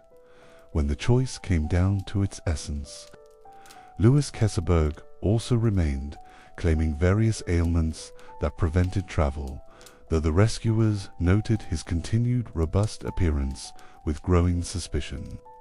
The rumors about his methods of survival had spread among the relief parties, but without proof they could only document their concerns and continue with their mission. The fourth and final relief expedition arrived in April, when the snow had begun its slow retreat and the peaks no longer seemed quite so impassable. They found very few survivors still alive in the mountains. Tamsin Donna had died beside her husband, choosing love over life in a gesture that would be remembered as either foolish or heroic, depending on who told the story. Louis Keseberg remained as the final survivor, discovered alone among the remains of the camps, with evidence of his survival methods scattered around him like accusations. The rescuers treated him with barely concealed disgust, though he maintained his innocence of any wrongdoing beyond the necessities of staying alive. On April 29, 1847, Louis Keseberg walked out of the Sierra Nevada as the last survivor of the Donner Party ordeal. Behind him lay the remains of an adventure that had begun with dreams of California prosperity and ended with lessons about the thin line between civilization and savagery. The rescue efforts had succeeded in saving 48 of the original 87 members of the Donner Party, 48 people who would carry for the rest of their lives the knowledge of what they had endured, what they had witnessed, what they had done to survive when survival demanded the abandonment of everything they had been taught about human decency.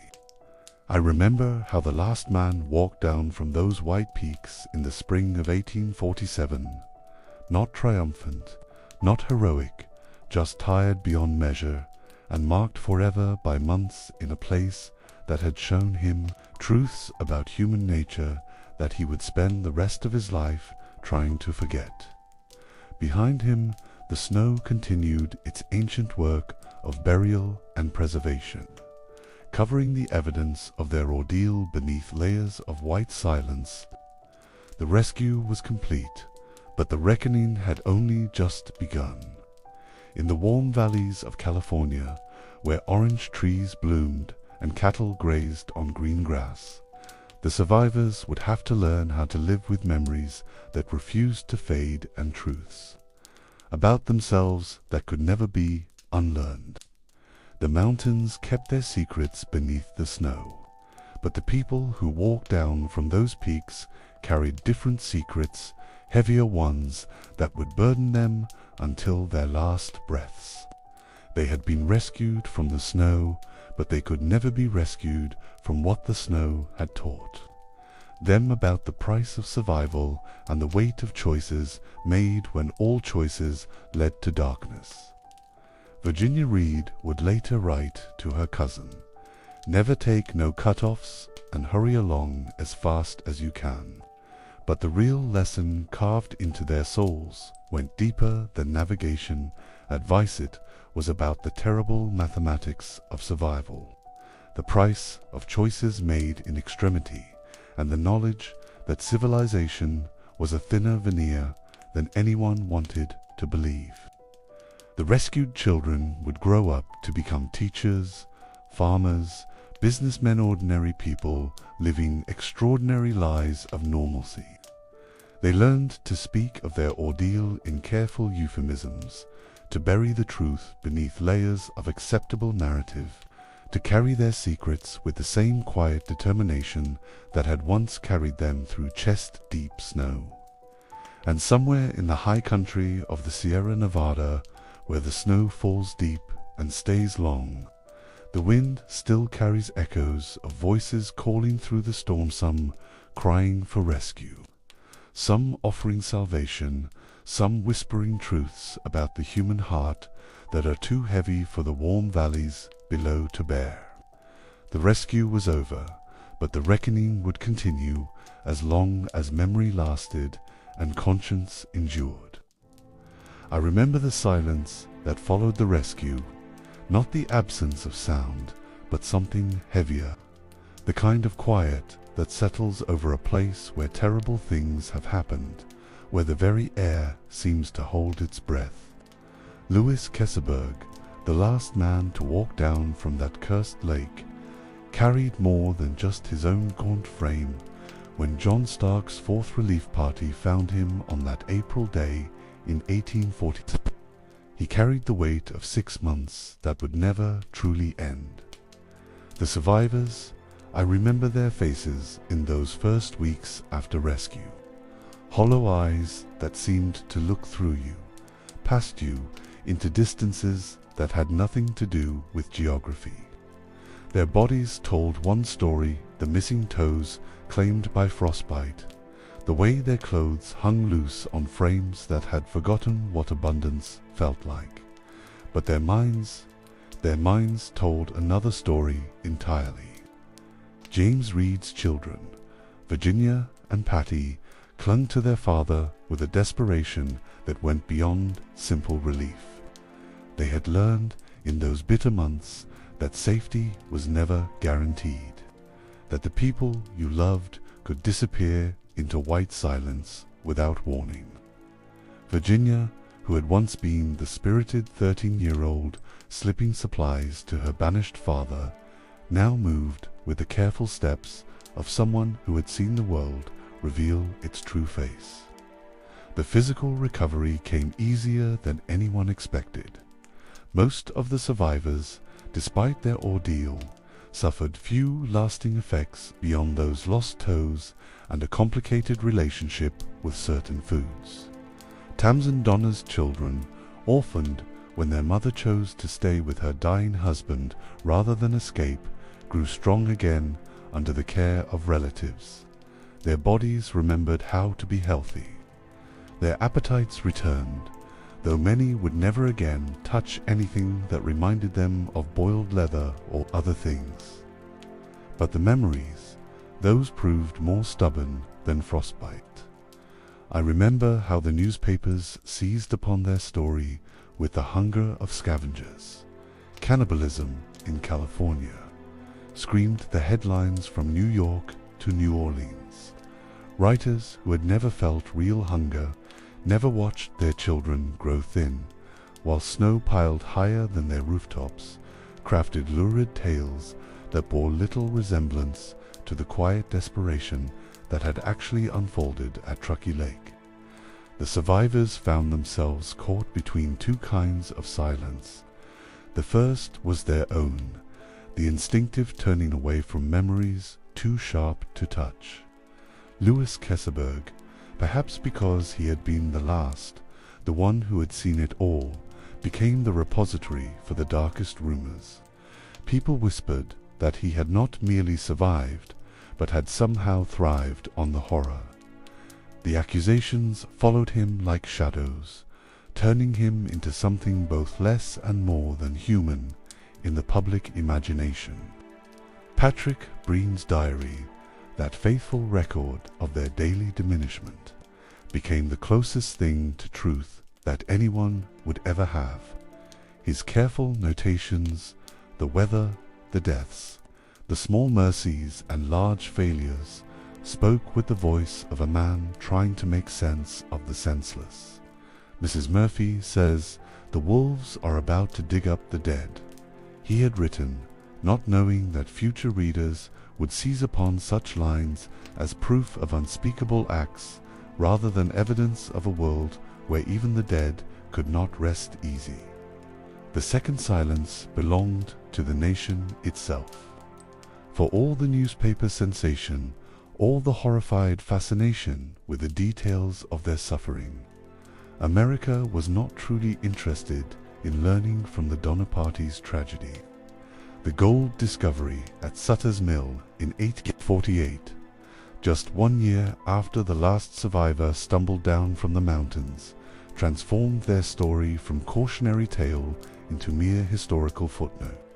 The same trails that had claimed 42 lives suddenly swarmed with 49ers, men drunk on dreams of easy wealth, following the same routes, making many of the same mistakes.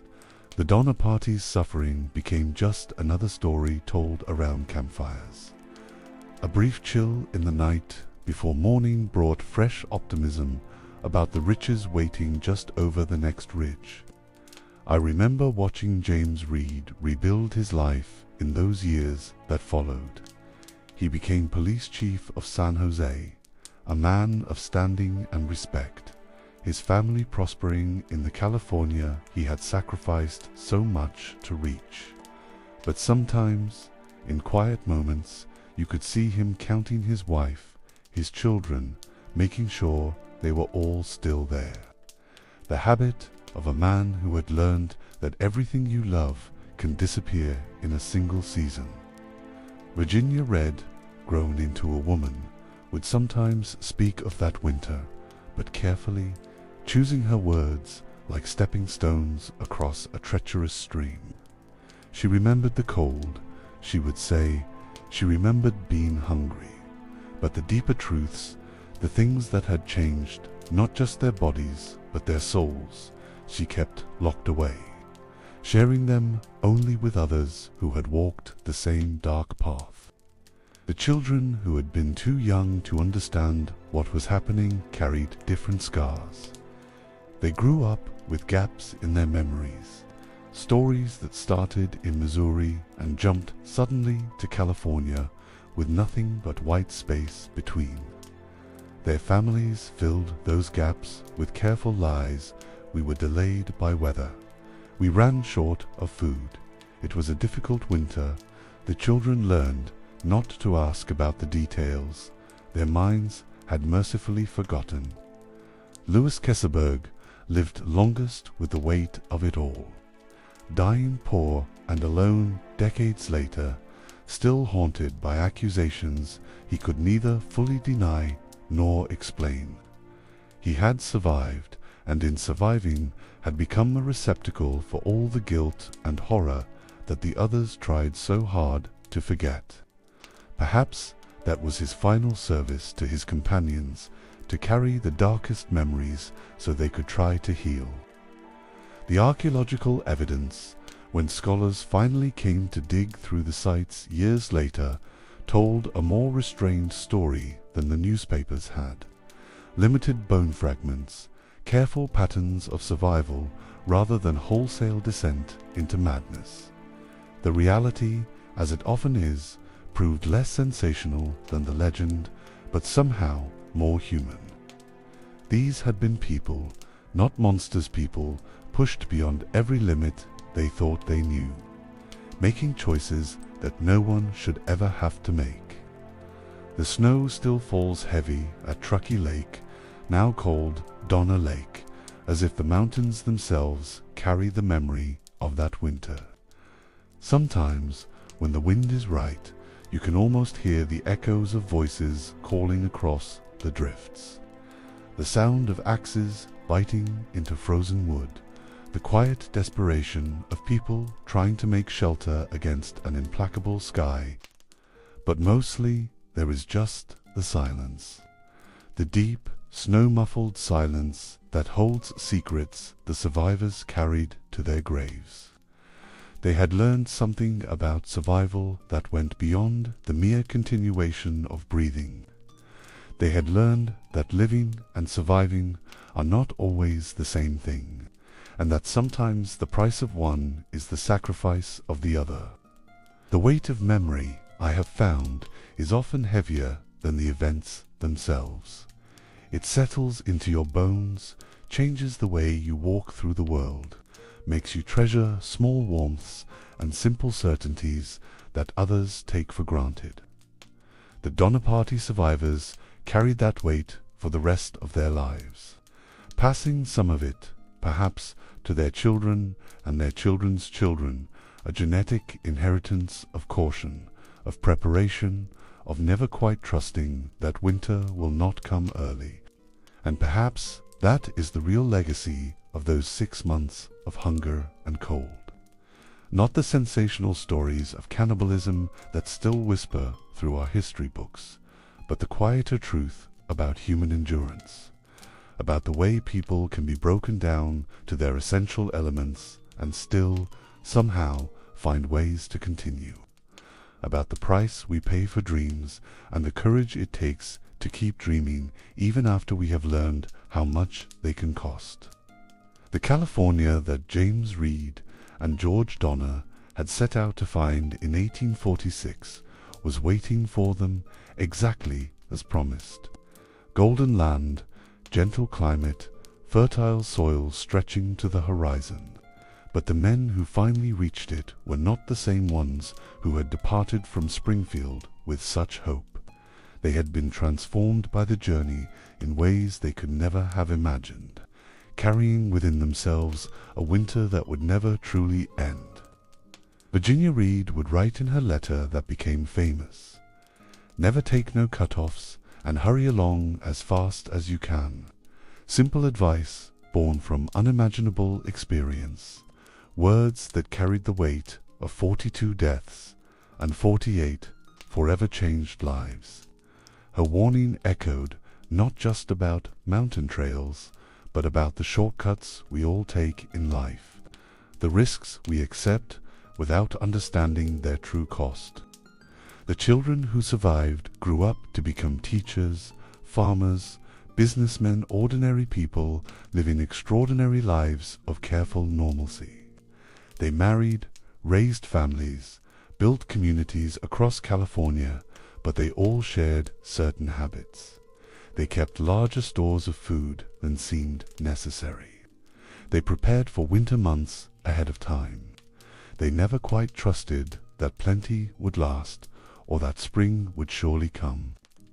Some of the men who had shown weakness in the mountains, who had given up hope or acted selfishly when resources grew scarce spent, the rest of their lives proving their character in other ways.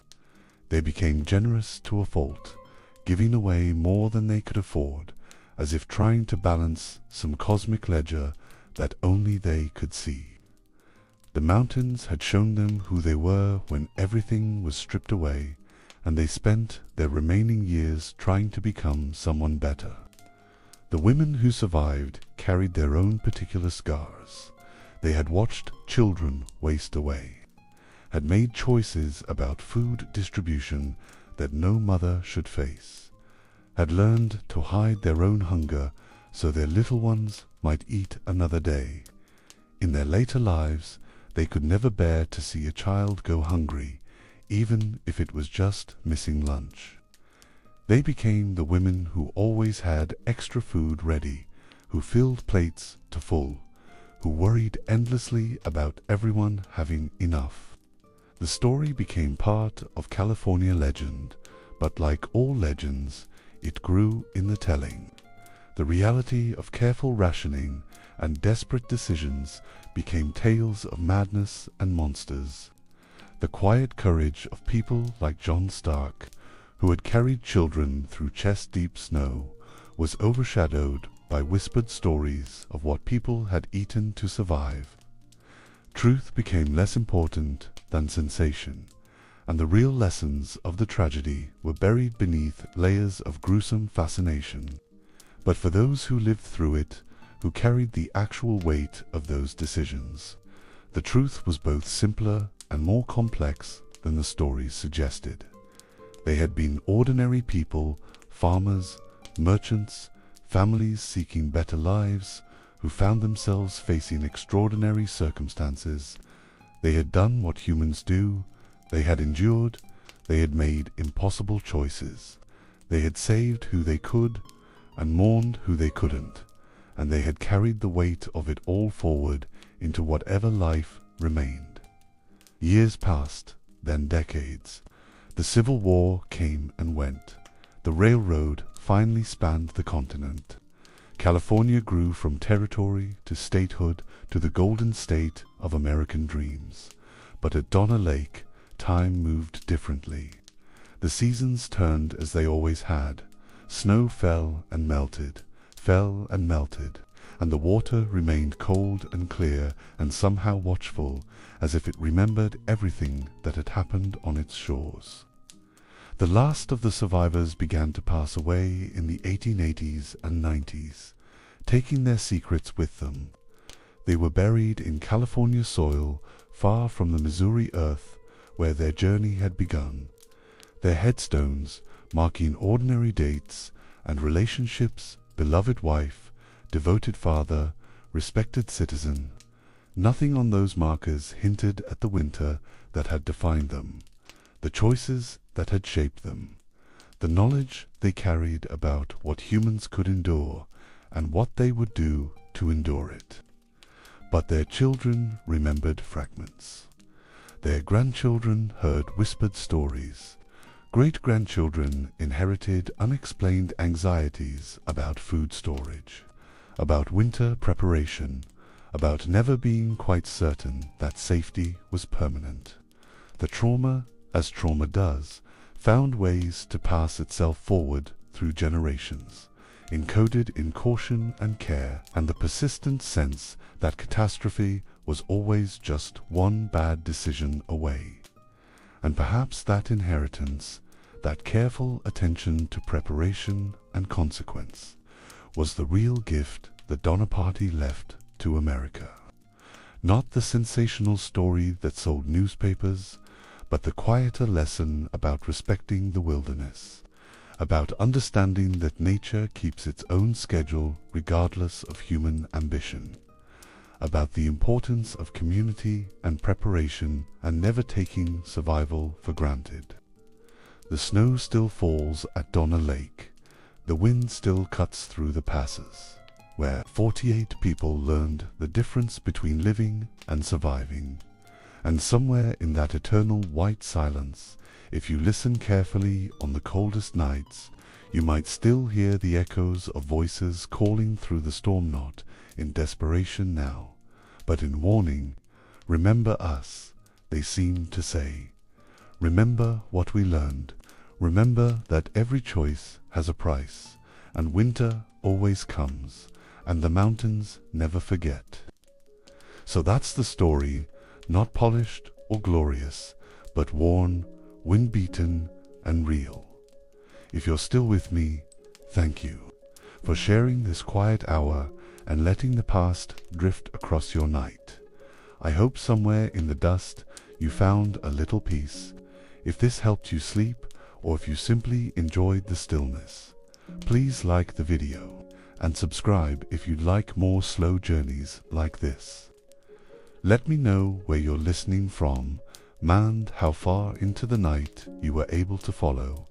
Tomorrow we'll wander somewhere new, maybe colder, maybe darker, maybe even stranger, but still slow, still true, still waiting for someone to remember. Until then, sleep well. There are more stories to come.